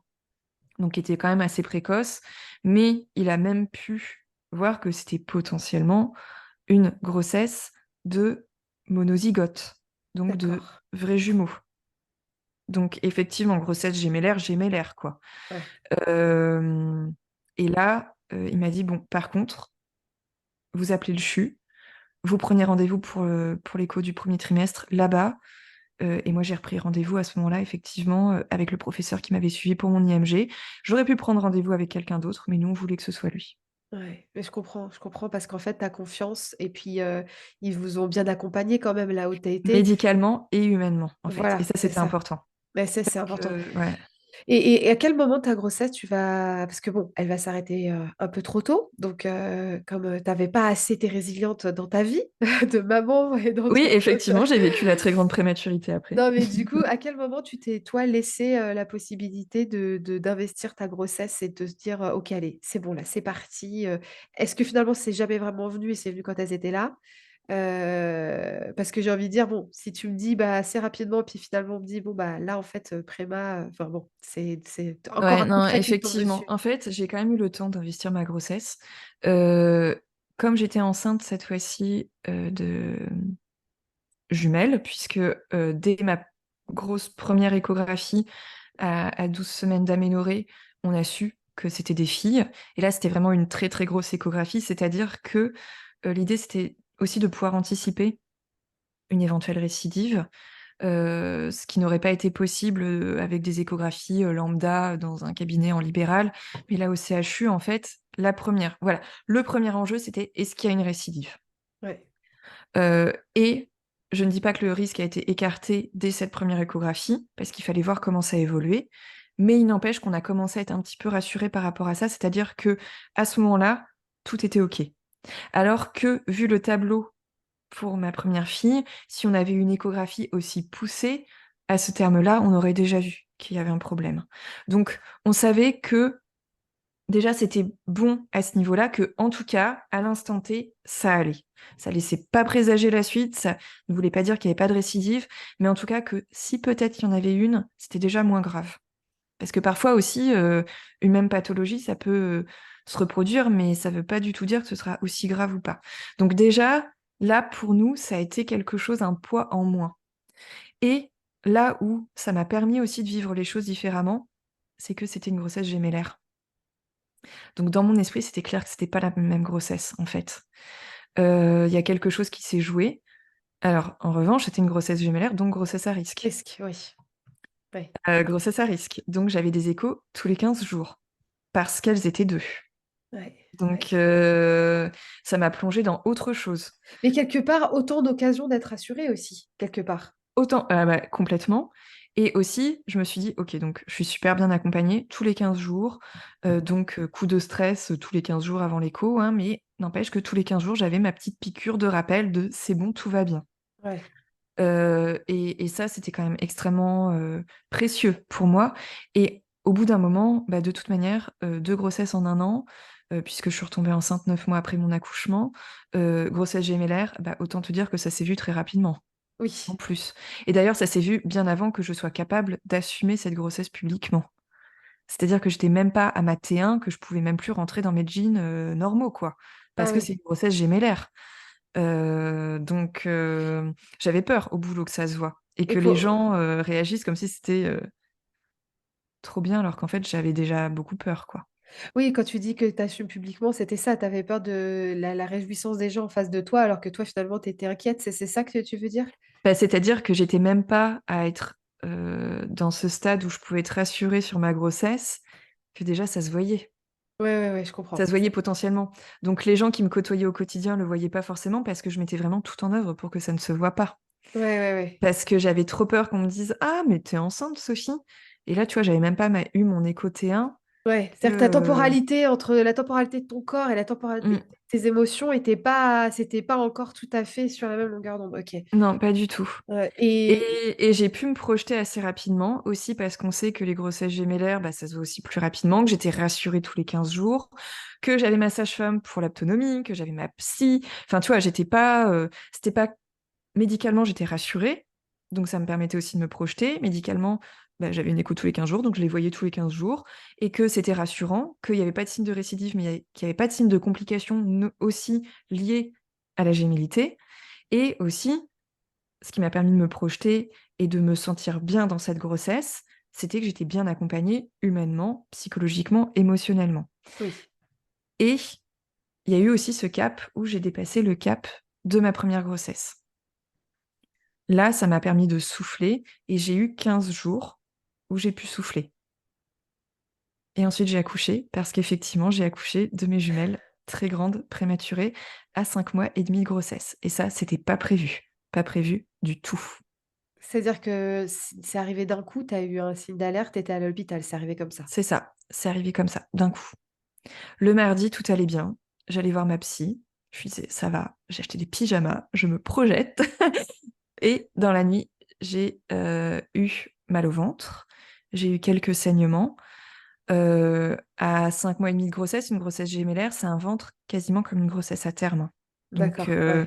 de comprendre ce qui se passait à ce moment-là, mes maux de ventre, je comprenais pas trop parce que tu n'arrives pas trop à savoir ce qui se passe. C'était pas des contractions en fait à ce moment-là, mais n'empêche que j'ai perdu un peu de sang. Donc on est vite parti aux urgences. Là, j'ai commencé à avoir des contractions et quand je suis arrivée, en fait, clairement, le travail avait commencé. Donc ils ont essayé de le retarder au maximum pour que je puisse être prise en charge dans de bonnes conditions, notamment pour mes filles, qu'elles puissent être prises en charge en réanimation, que tous les pédiatres, puéricultrices, les couveuses, les chambres de réa, tout soit prêt pour les accueillir.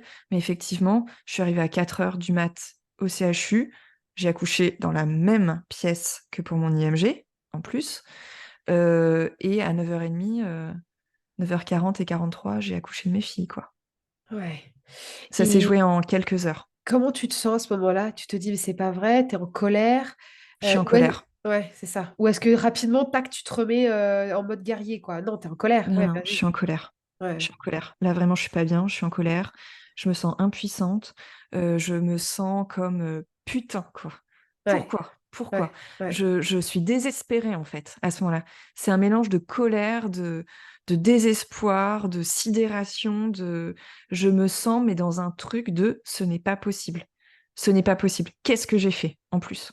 En plus, il y a ça. Qu'est-ce que j'ai fait? Alors, j'allais te demander, on l'a pas posé le mot tout à l'heure, mais est-ce que la culpabilité, bon, on parle de culpabilité maternelle, parce que quand on est mère, on est souvent coupable de plein de choses, mais est-ce que c'est la culpabilité, j'imagine, tu en avais déjà peut-être un peu avant, ou pas? Ou elle est arrivée à ce moment-là? Non, j'en avais pas tellement avant. D'accord, ok. Je me sentais pas coupable parce que de toute manière, je voyais pas ce que j'avais pu faire. Non, mais parce que Enfin, ça aurait pu, ça aurait non, pu. mais en fait, on trouve toujours des raisons, en fait. Ouais, Et ouais, bizarrement, non. D'autant plus que si effectivement c'était un syndrome génétique ou pas, enfin récidive, pas récidive, en fait, ça aurait voulu dire que j'étais porteuse d'une mutation génétique et que mon mari aussi. ouais.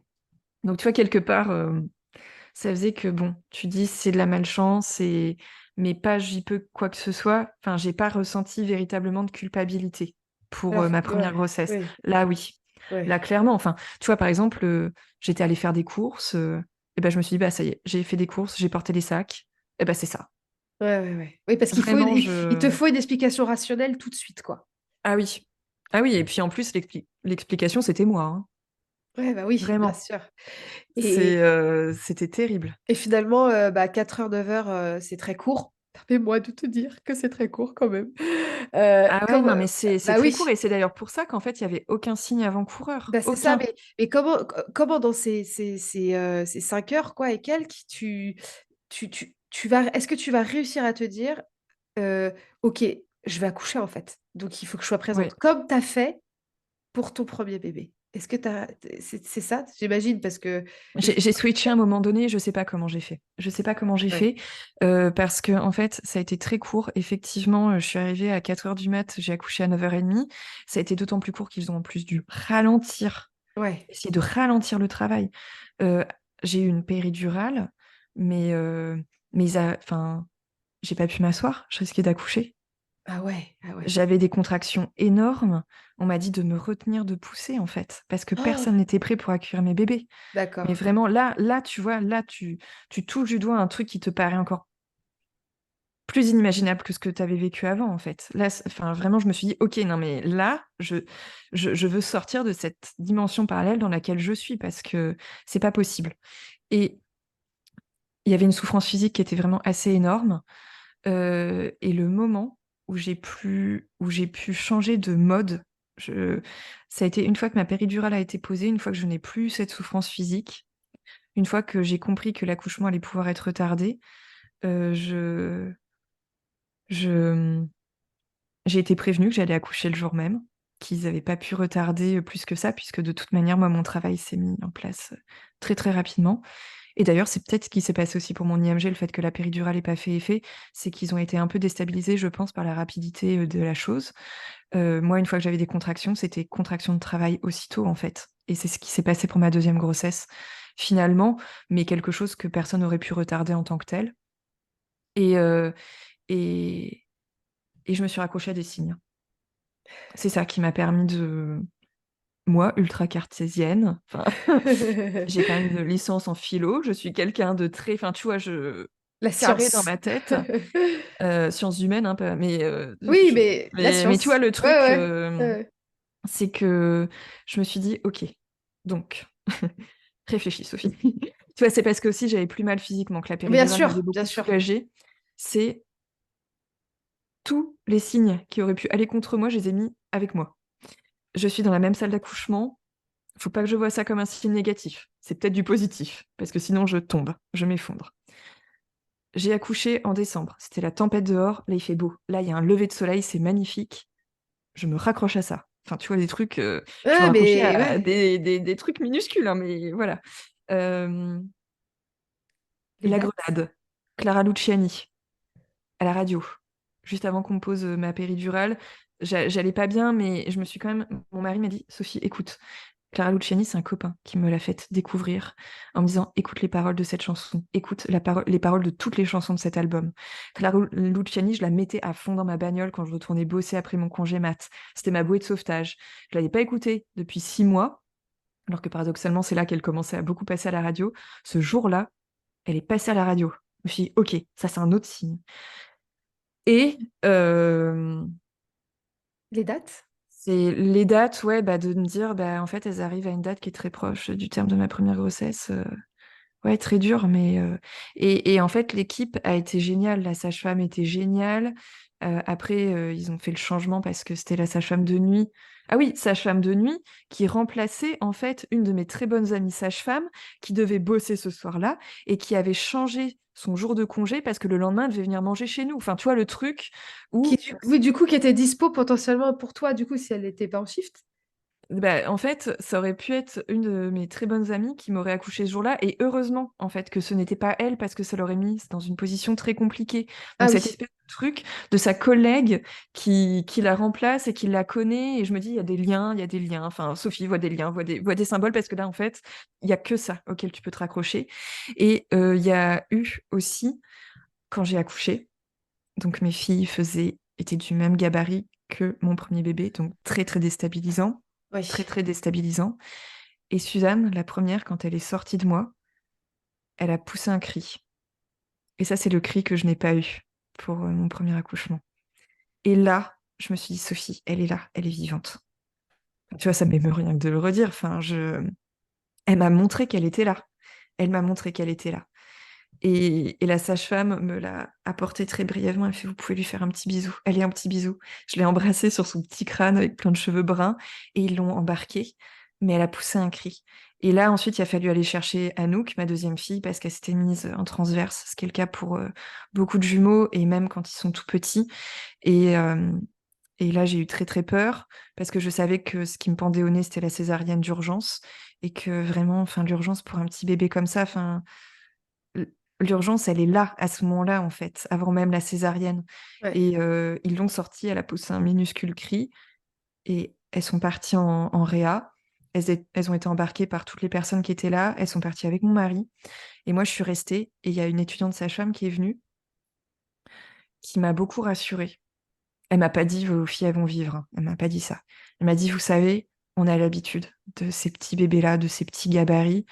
Et, et en fait, elles sont nées à un terme, elles vont être prises en charge, là, vos filles. Elles vont Ouais. être prises en charge. Et je me suis raccrochée à ça.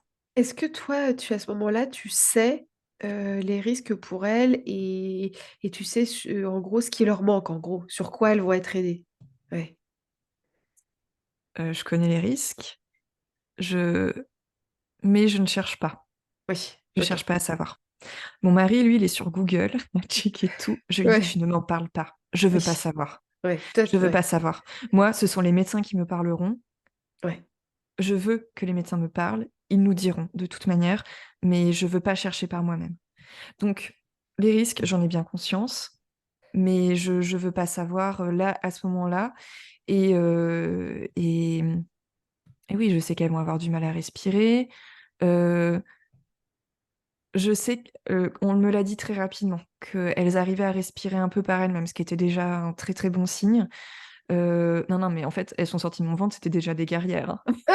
sans aucun doute. Non, non, mais vraiment, je me suis dit, waouh, enfin là, il y a une force de vie.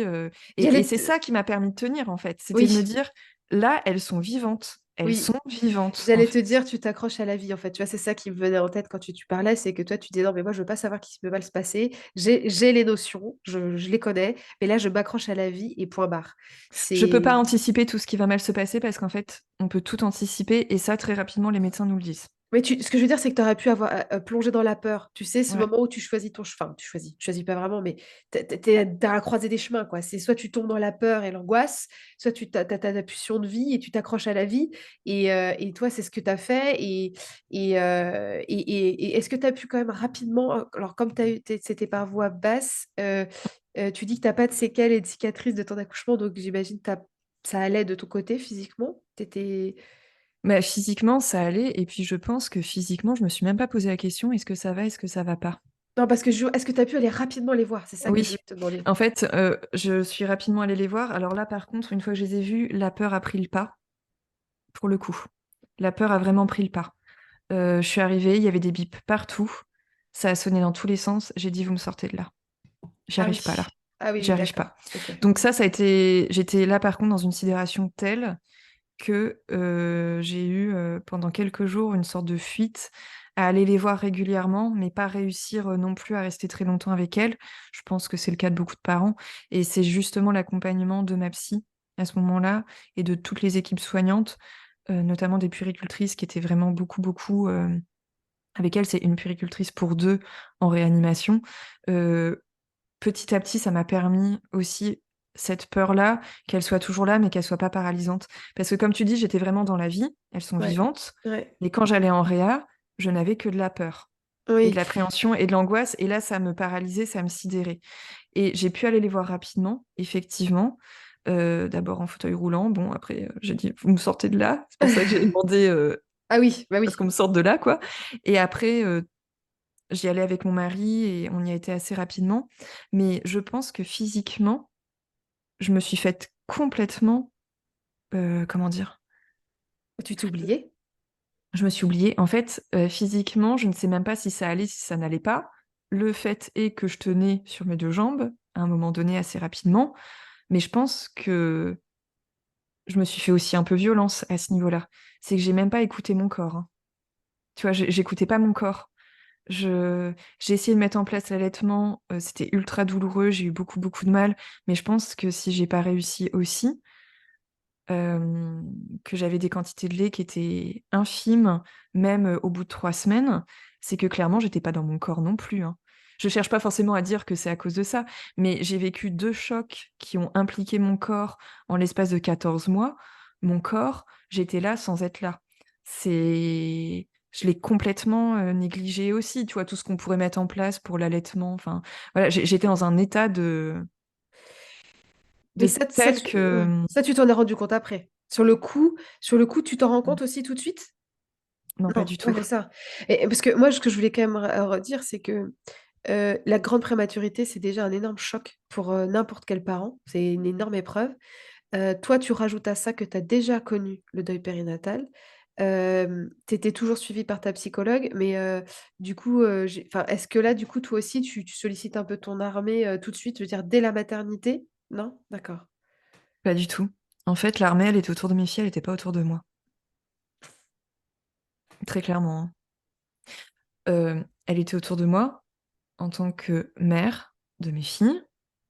Hem, la psychologue, heureusement qu'elle était là. En fait, c'était la même qui me suivait, depuis le début au CHU. Donc dans mon malheur, j'ai eu la chance d'avoir la même. Donc voilà.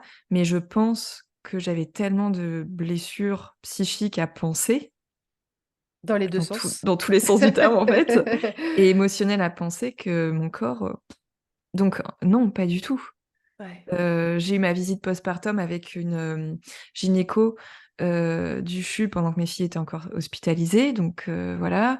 J'ai eu, des examens complémentaires pour essayer de comprendre ce qui s'était passé pour l'accouchement, donc analyse du placenta, heu, échographie aussi de l'utérus pour vérifier qu'il y avait pas de malformation, mais tu vois, j'ai jamais fait de rééducation du périnée.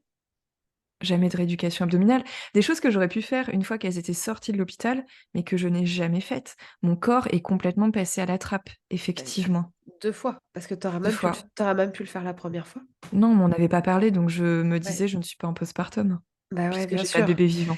Ouais, bien sûr. Alors justement, parce que tu as parlé tout à l'heure que tu mettais, Clara Luciani pendant ton congé mat. Ça peut faire bizarre d'entendre congé mat quand on est en deuil périnatal, mais tu as eu un congé mat et je pense que ça, c'est aussi difficile.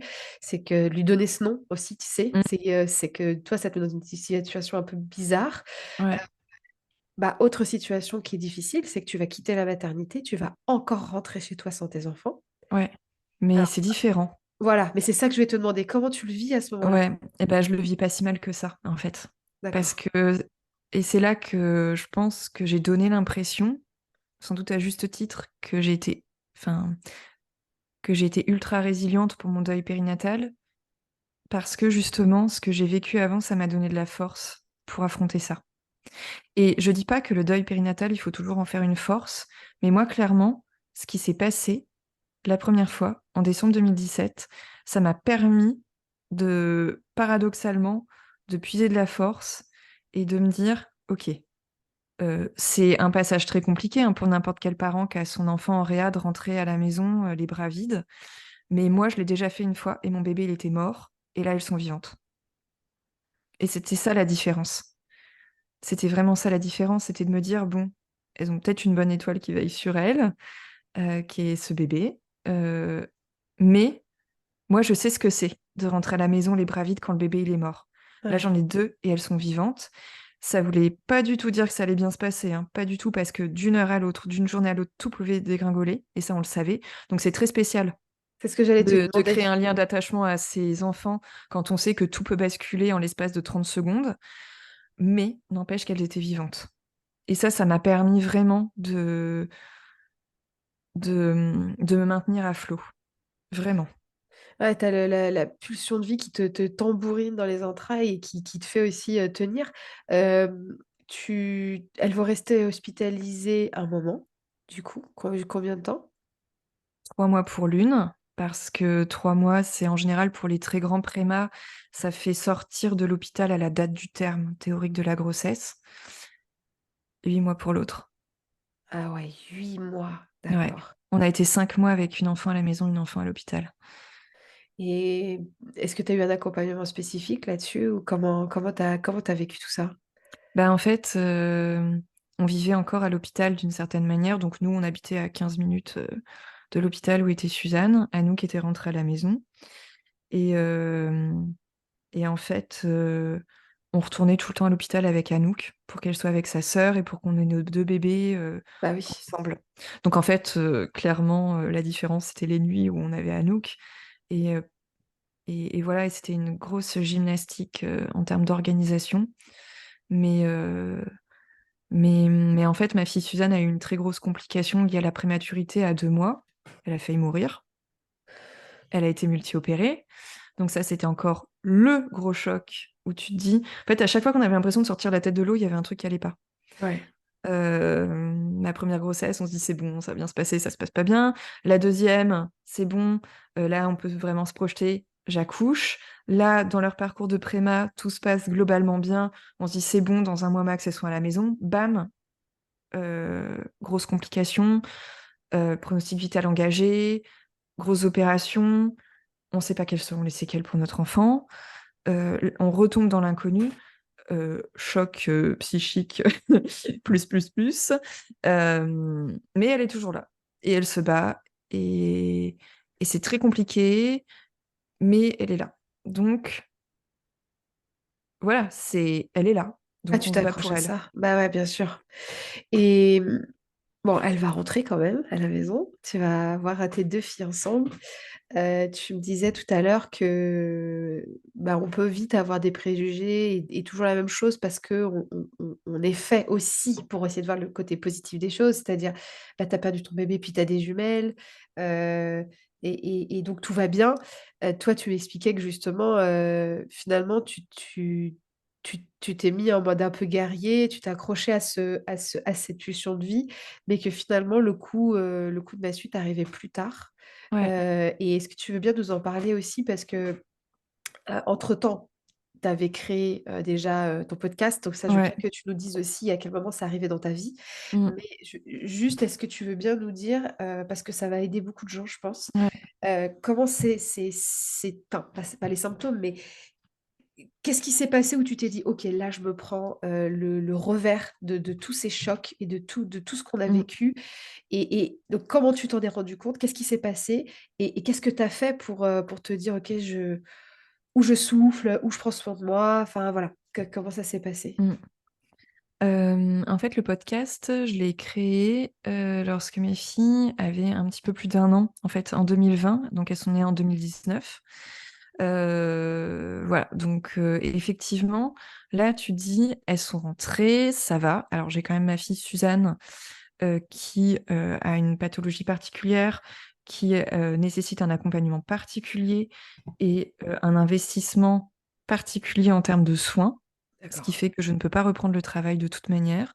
Donc, je vais pas entrer dans les détails, mais c'est très, très lourd. Mais on a notre rythme, ça va, globalement. On et puis toujours ce côté où on relativise.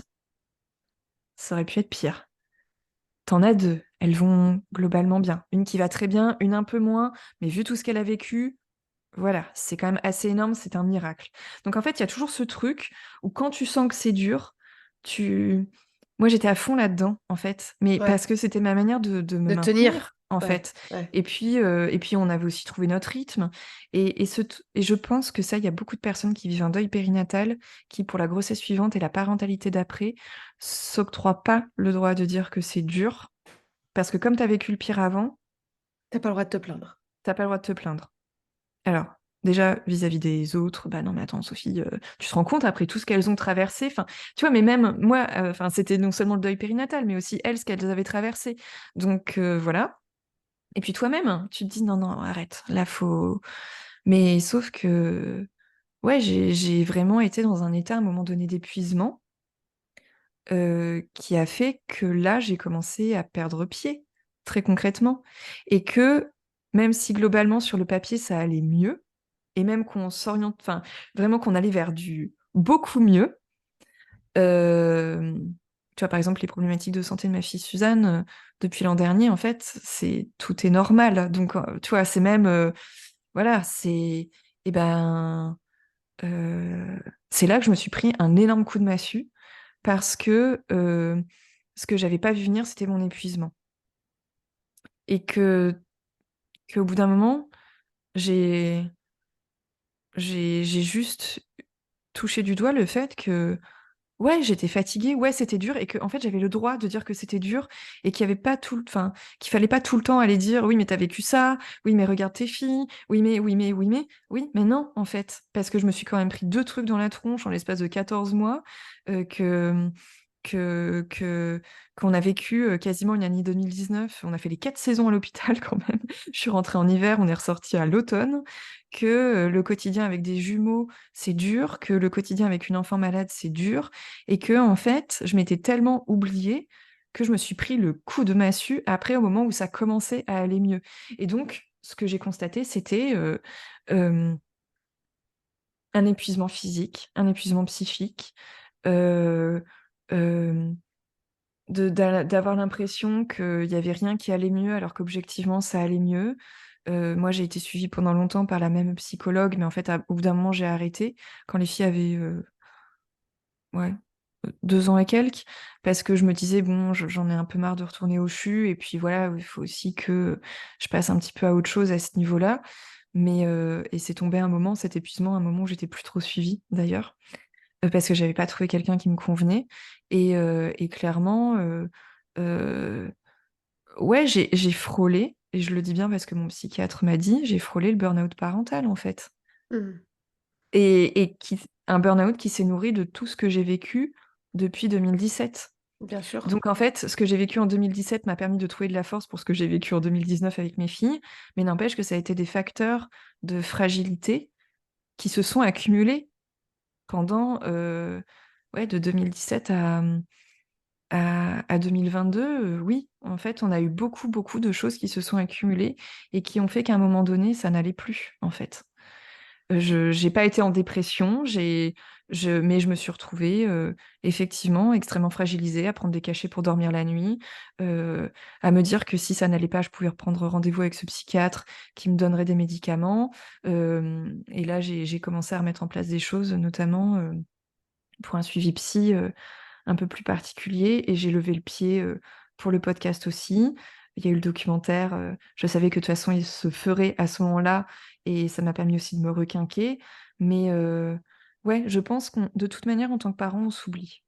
Moi, ce que je vois avec du recul, c'est que, alors tu avais créé le podcast un peu avant. Déjà, je dois le dire, tu reçois des histoires de vie qui sont lourdes, donc je pense que c'est aussi, faut la force aussi, tu vois, de le mener. Donc si à ce moment-là, tu es fragilisée, bah, c'est plus dur et c'est normal. Mm. Mais moi, ce que je vois par contre, c'est que ton documentaire, enfin votre documentaire, hem, arrive, juste après cette prise de conscience pour toi.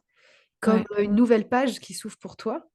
Euh, Mm. L'accueil de ce documentaire est extraordinaire. Enfin, de toute façon, est-ce qu'il sera jamais à la hauteur de ce qu'est le documentaire? C'est la question, mais je trouve c'est fabuleux ce qui se passe pour vous avec ce documentaire et il faut que ça continue absolument. Euh, mais est-ce que on n'est pas là à une nouvelle page pour toi aussi de ta résilience, de ton parcours par rapport à tes cicatrices, avec quelque part ce don que tu fais avec ce documentaire, ce que tu vas mettre dans les mains des gens, l'outil formidable que tu leur donnes. Peut-être que tu te donnes à toi-même aussi, je sais pas, mais moi j'ai l'impression que c'est comme si là tu commençais une nouvelle période, un nouveau chapitre de ta vie, euh, Mm. D'une avec plus de... certaine, ouais. Ouais, d'une certaine manière, oui. Le documentaire, on a mis les choses en place dès 2021, donc ça a demandé aussi du temps pour qu'on ait un accord d'une chaîne, voilà. Et, euh, et, et effectivement, euh, je sais pas comment le verbaliser, mais il y a eu un truc qui s'est fait. Alors, j'ai une chance qui est assez colossale, qui est que j'ai réussi à rebondir assez rapidement. Quand j'ai vu que je frôlais l'épuisement, que ça n'allait pas, mais ça se répercutait sur plein d'aspects de ma vie, hein, même dans ma relation avec mes filles, euh, dans le couple, voilà. À partir du moment où on a été rassuré sur d'autres aspects qui étaient liés à ma fille, à sa maladie, au fait que ça allait très bien, ça m'a permis de me donner aussi une autre impulsion. Et là, je me suis dit, ok, donc maintenant, ce contre-coup, il arrive maintenant, c'est sans doute, il n'y a pas de hasard, c'est souvent quand ça va mieux, en fait, que le corps lâche, finalement. Euh, euh, Là, c'est vraiment le signe que il faut que tu prennes soin de toi. Et ça s'est pas fait en 10 jours, hein. C'est encore maintenant que ça se fait. Mais effectivement, j'ai mis le podcast sur pause. À ce moment-là, j'ai essayé de voir les choses d'une autre manière et le docu est arrivé. Et, euh, et c'est vrai que ce documentaire qu'on a fait avec Anaïs, ma co-réalisatrice, c'était aussi un peu le docu qui a permis je sais pas comment dire, en 52 minutes, dedans, il y a un petit peu tout ce que moi j'aurais aimé que mes proches sachent sur ce que j'avais vécu, en fait. Et que le podcast, c'est bien pour les personnes qui le vivent sur le moment, pour les proches aussi quand ils accompagnent les personnes endeuillées sur le moment, mais ça reste quand même quelque chose qui est sur plusieurs épisodes, qui est assez long. Là, quelque part, en 52 minutes, tout n'est pas dit, ça c'est évident. On n'a pas eu tous les cas d'IMG, on n'a pas eu tous les cas liés au deuil périnatal dans son ensemble, mais il y a beaucoup de choses qui sont dites par des parents, par des soignants qui apportent du poids à la parole des parents, qui s'adressent vraiment, ouais, qui sont là pour apporter du poids. Et ouais, c'est quelque part, tu dis, ok, j'ai fait tout ce que je pouvais, en fait. Je peux pas forcément plus, mais en tout cas, il y a une parole et il y a des messages qui sont délivrés. Et je pense que c'est pas tout, mais c'est en partie ce qu'on a besoin d'entendre quand on le vit et ce qu'on a besoin d'entendre quand on est dans l'entourage des personnes qui le vivent. Ouais, c'est une ressource que tu mets à disposition des couples, des familles, de leur entourage. Je dirais même des professionnels Aussi, ouais. qui peuvent être confrontés à avoir des patientes qui vivent un deuil. Euh, Évidemment, pour tous ceux qui veulent découvrir ton podcast et le documentaire, il y aura toutes les ressources. Et puis, t'en parles aussi bien dans l'épisode avec Clémentine. Donc, je laisserai aller écouter aussi cet épisode qui est hyper intéressant. Moi, ce que je voulais te demander, c'est euh, quand tu as accepté de venir témoigner justement de toutes ces cicatrices et t'es super guerrière dont une en a aussi. euh, Ouais. Quel message tu as envie de faire passer aux auditrices qui écouteraient, qui écouteraient cet épisode? Tu sais qu'il y a des femmes qui passent par plein de cases, hein, des césariennes mal Mm. vécues, des cancers, des maladies, ou simplement des complications médicales qui font qu'elles ont déjà été opérées, qui sont déjà peut-être même frôlé la mort, etc. Et qui peuvent du coup aussi vivre ou avoir vécu un deuil périnatal. Même la grande prématurité aussi. Quel message tu aurais envie de faire passer à toutes ces femmes qui vivent aussi des blessures et des moments de vie tellement difficiles et qui vont devoir faire preuve de résilience? Bah, qu'en fait, moi, tu vois, c'est vraiment à mon échelle, ce sont et tu vois, je le dis, hein, dans la manière dont je m'exprime, je vois bien que je suis toujours en train de minimiser ce que j'ai vécu. Ce ne sont que des cicatrices psychiques. Et c'est vrai que physiquement, j'ai été assez épargnée. Quand tu m'en avais parlé du podcast d'ailleurs, je m'étais dit, je me sens pas forcément légitime de témoigner parce que je n'ai pas de cicatrices corporelles, mais n'empêche que j'ai une de mes filles qui en a beaucoup sur le ventre. Et d'ailleurs, ça m'avait fait bizarre de voir notamment des photos sur ton compte de femmes qui ont eu des laparotomies, qui ont eu des stomies, de voir en fait sur des corps adultes ce que ça pouvait donner parce que ma fille, elle les a sur son corps d'enfant. Et c'était aussi pour elle que j'avais envie de faire ça, pour mes 2 filles, en fait. Hem, en fait, peu importe le type de cicatrice qu'on a, je pense qu'il faut accepter qu'on se reconstruit à son propre rythme. Et ça, je trouve que c'est important de le dire parce que moi, tu vois, par exemple, le fait de vivre un deuil, j'ai eu l'impression de vivre beaucoup de choses en accéléré, en l'espace de très peu de temps et d'un coup, ça m'a donné une force que j'aurais pas soupçonné avoir un jour. Ça veut pas dire que le deuil périnatal donnera forcément de la force à tout le monde, mais moi, la force dont j'avais besoin pour affronter l'instant avec mes filles, je l'ai puisée là-dedans. Et ça a été un accélérateur. Et quelque part, ça m'a fait du bien de me dire: «Je peux puiser dans cette épreuve pour trouver de la force pour une autre épreuve». Mais ça veut pas dire qu'il faut aller vite pour tout. Et en fait, ce gros retour de bâton que j'ai eu, l'an dernier et qui a commencé en vérité, bien avant, l'an dernier, c'est aussi parce que, je pense que j'étais pas en capacité d'accepter le fait que ma reconstruction, elle était moins rapide que ce que je pensais. Alors, pour le deuil périnatal, j'étais très au clair sur ce que j'avais vécu et le fait d'avoir eu mes filles après, avec ce qu'elles avaient vécu, effectivement, ça a été un peu un accélérateur dans mon chemin du deuil, qui n'est pas fini puisqu'on vit toujours avec la tristesse, hein, qui ne finira jamais, mais n'empêche que ça m'a fait peut-être brûler des étapes. Mais comme j'avais brûlé des étapes pour cette épreuve-là, pour l'épreuve suivante, j'ai pas trop, j'ai mis du temps à accepter le fait que j'allais peut-être pas me relever tout de suite et que j'ai dû me relever très rapidement pour mes filles, mais que j'avais le droit de retomber ensuite et de mettre du temps ensuite pour me relever. Et que oui, mes filles, elles avaient besoin de leur mère, qu'elles avaient besoin de leur mère en forme, et que c'était pas juste pour elles que je sois dans cet état-là et que c'était pas juste pour elles que je sois tout le temps fatiguée et que je crie parce que je n'en pouvais plus, parce que j'étais dans un état psychique, qui était quand même très intense. Non pas que je recule tout le temps dessus, mais tu vois, enfin, quand t'es à bout, psychiquement et qu'il y a plus d'espace pour toi, en fait, ça se manifeste de plein de manières et on me renvoyait un peu l'idée que, bah, non, j'avais pas le droit d'être comme ça parce qu'elles étaient là. Mais en fait, juste, Tes parents, hein. je pouvais pas faire autrement et effectivement, c'était très déstabilisant pour moi de me dire: «Je me suis relevée, mais en fait, je suis en train de retomber». Bah, en fait, ouais, c'est ça aussi les épreuves et les cicatrices qu'on porte, qu'elles soient psychiques ou physiques, c'est que, notre corps et notre psychisme, il va à son rythme Ouais. et ce rythme-là, il est pas toujours linéaire. Il peut y avoir des grosses accélérations et après on repart dans le sens inverse et et voilà, là, je parle à mon niveau vraiment juste des cicatrices, émotionnelles, mais j'ai mis du temps à l'accepter, que tout ce que j'avais vécu, ça m'avait marqué, ça m'avait durablement marqué et qu'il fallait que j'accepte de ne pas aller aussi vite que ce que je voulais et ça, tu vois, je le savais pour le deuil périnatal, mais je le savais pas pour l'après. Ouais, mais C'est ça le pire. et c'est hyper important parce que justement, il y a toujours un peu cette course à, bah, justement à la résilience. Il faut pas mal comprendre ce qu'on dit. C'est que Mmh. oui, tu es résilient dans les actions que tu poses, mais il y a pas une course absolue à aller mieux et rapidement. Et c'est hyper important ce que tu dis. C'est surtout que parfois, tu as des étapes qui sont pas acquises. C'est-à-dire que tu vas aller mieux, comme tu dis, et puis hop, ça va revenir un petit peu en arrière. Et puis hop, tu vas revenir à ce point-là ensuite. Et ça, c'est hyper important parce que c'est d'ailleurs très valable aussi pour des cicatrices physiques. Tu peux commencer à très bien cicatriser et à un moment avoir un pépin de cicatrisation, c'est très semblable.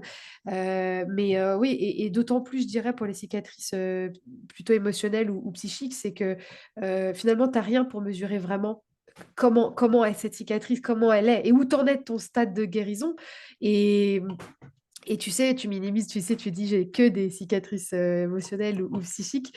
Et c'est parfois celles qui vont mettre, toute une vie à cicatriser et Bah, c'est tu vois, voilà. c'est ça. C'est que ça, j'en avais pas conscience. Je dis pas que pour mon deuil périnatal, j'étais arrivée à un point d'aboutissement qui faisait que bon, c'est bon. Enfin, non, pas du tout, loin de là.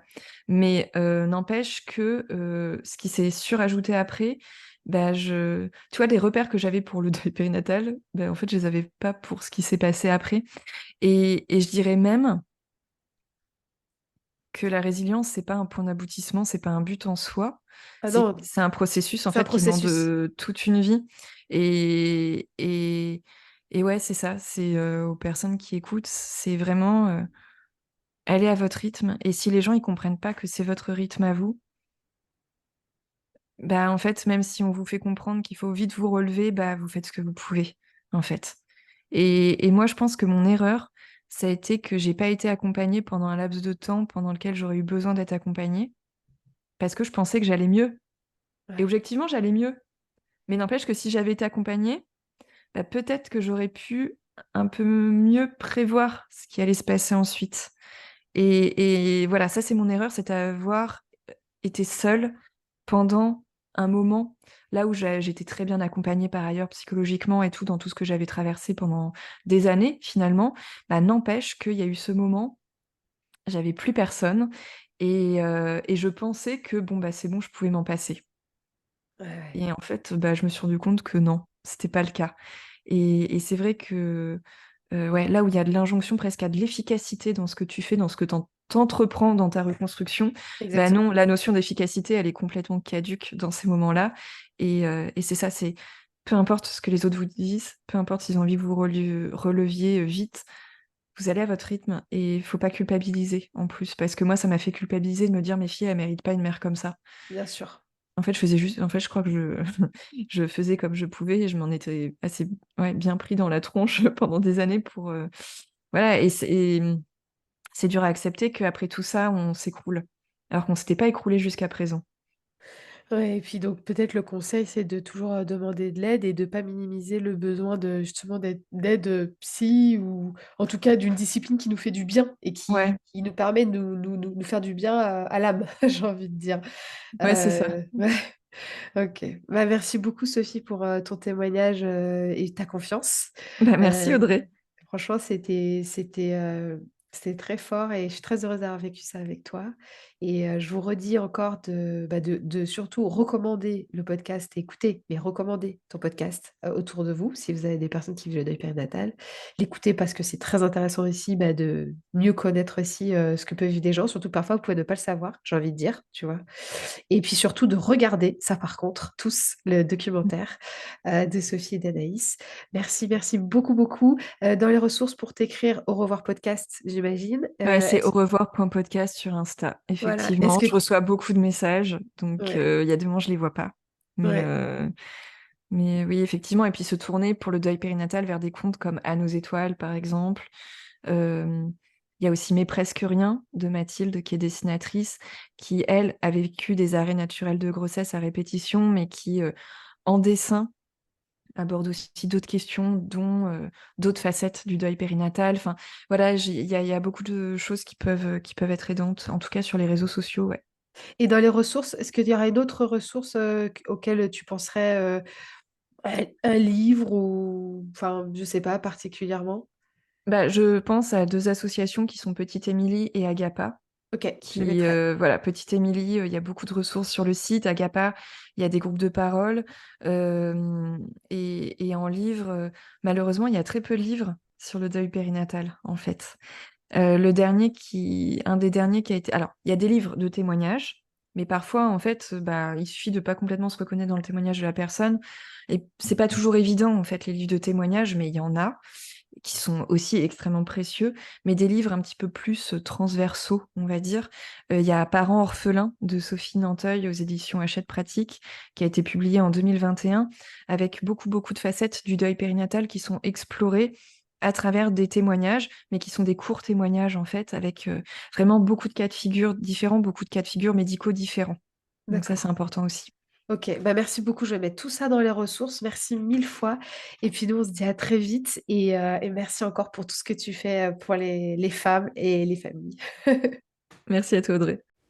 Merci d'avoir écouté cet épisode jusqu'au bout.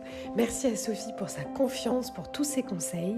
Merci pour votre fidélité et surtout pour votre soutien en partageant cet épisode autour de vous à des personnes qui auraient besoin de l'écouter, à qui ça ferait du bien, pour qu'elles retrouvent du soutien. Et puis, n'hésitez pas à mettre un message sur vos plateformes d'écoute pour soutenir le podcast, sur Apple Podcast ou sur Spotify.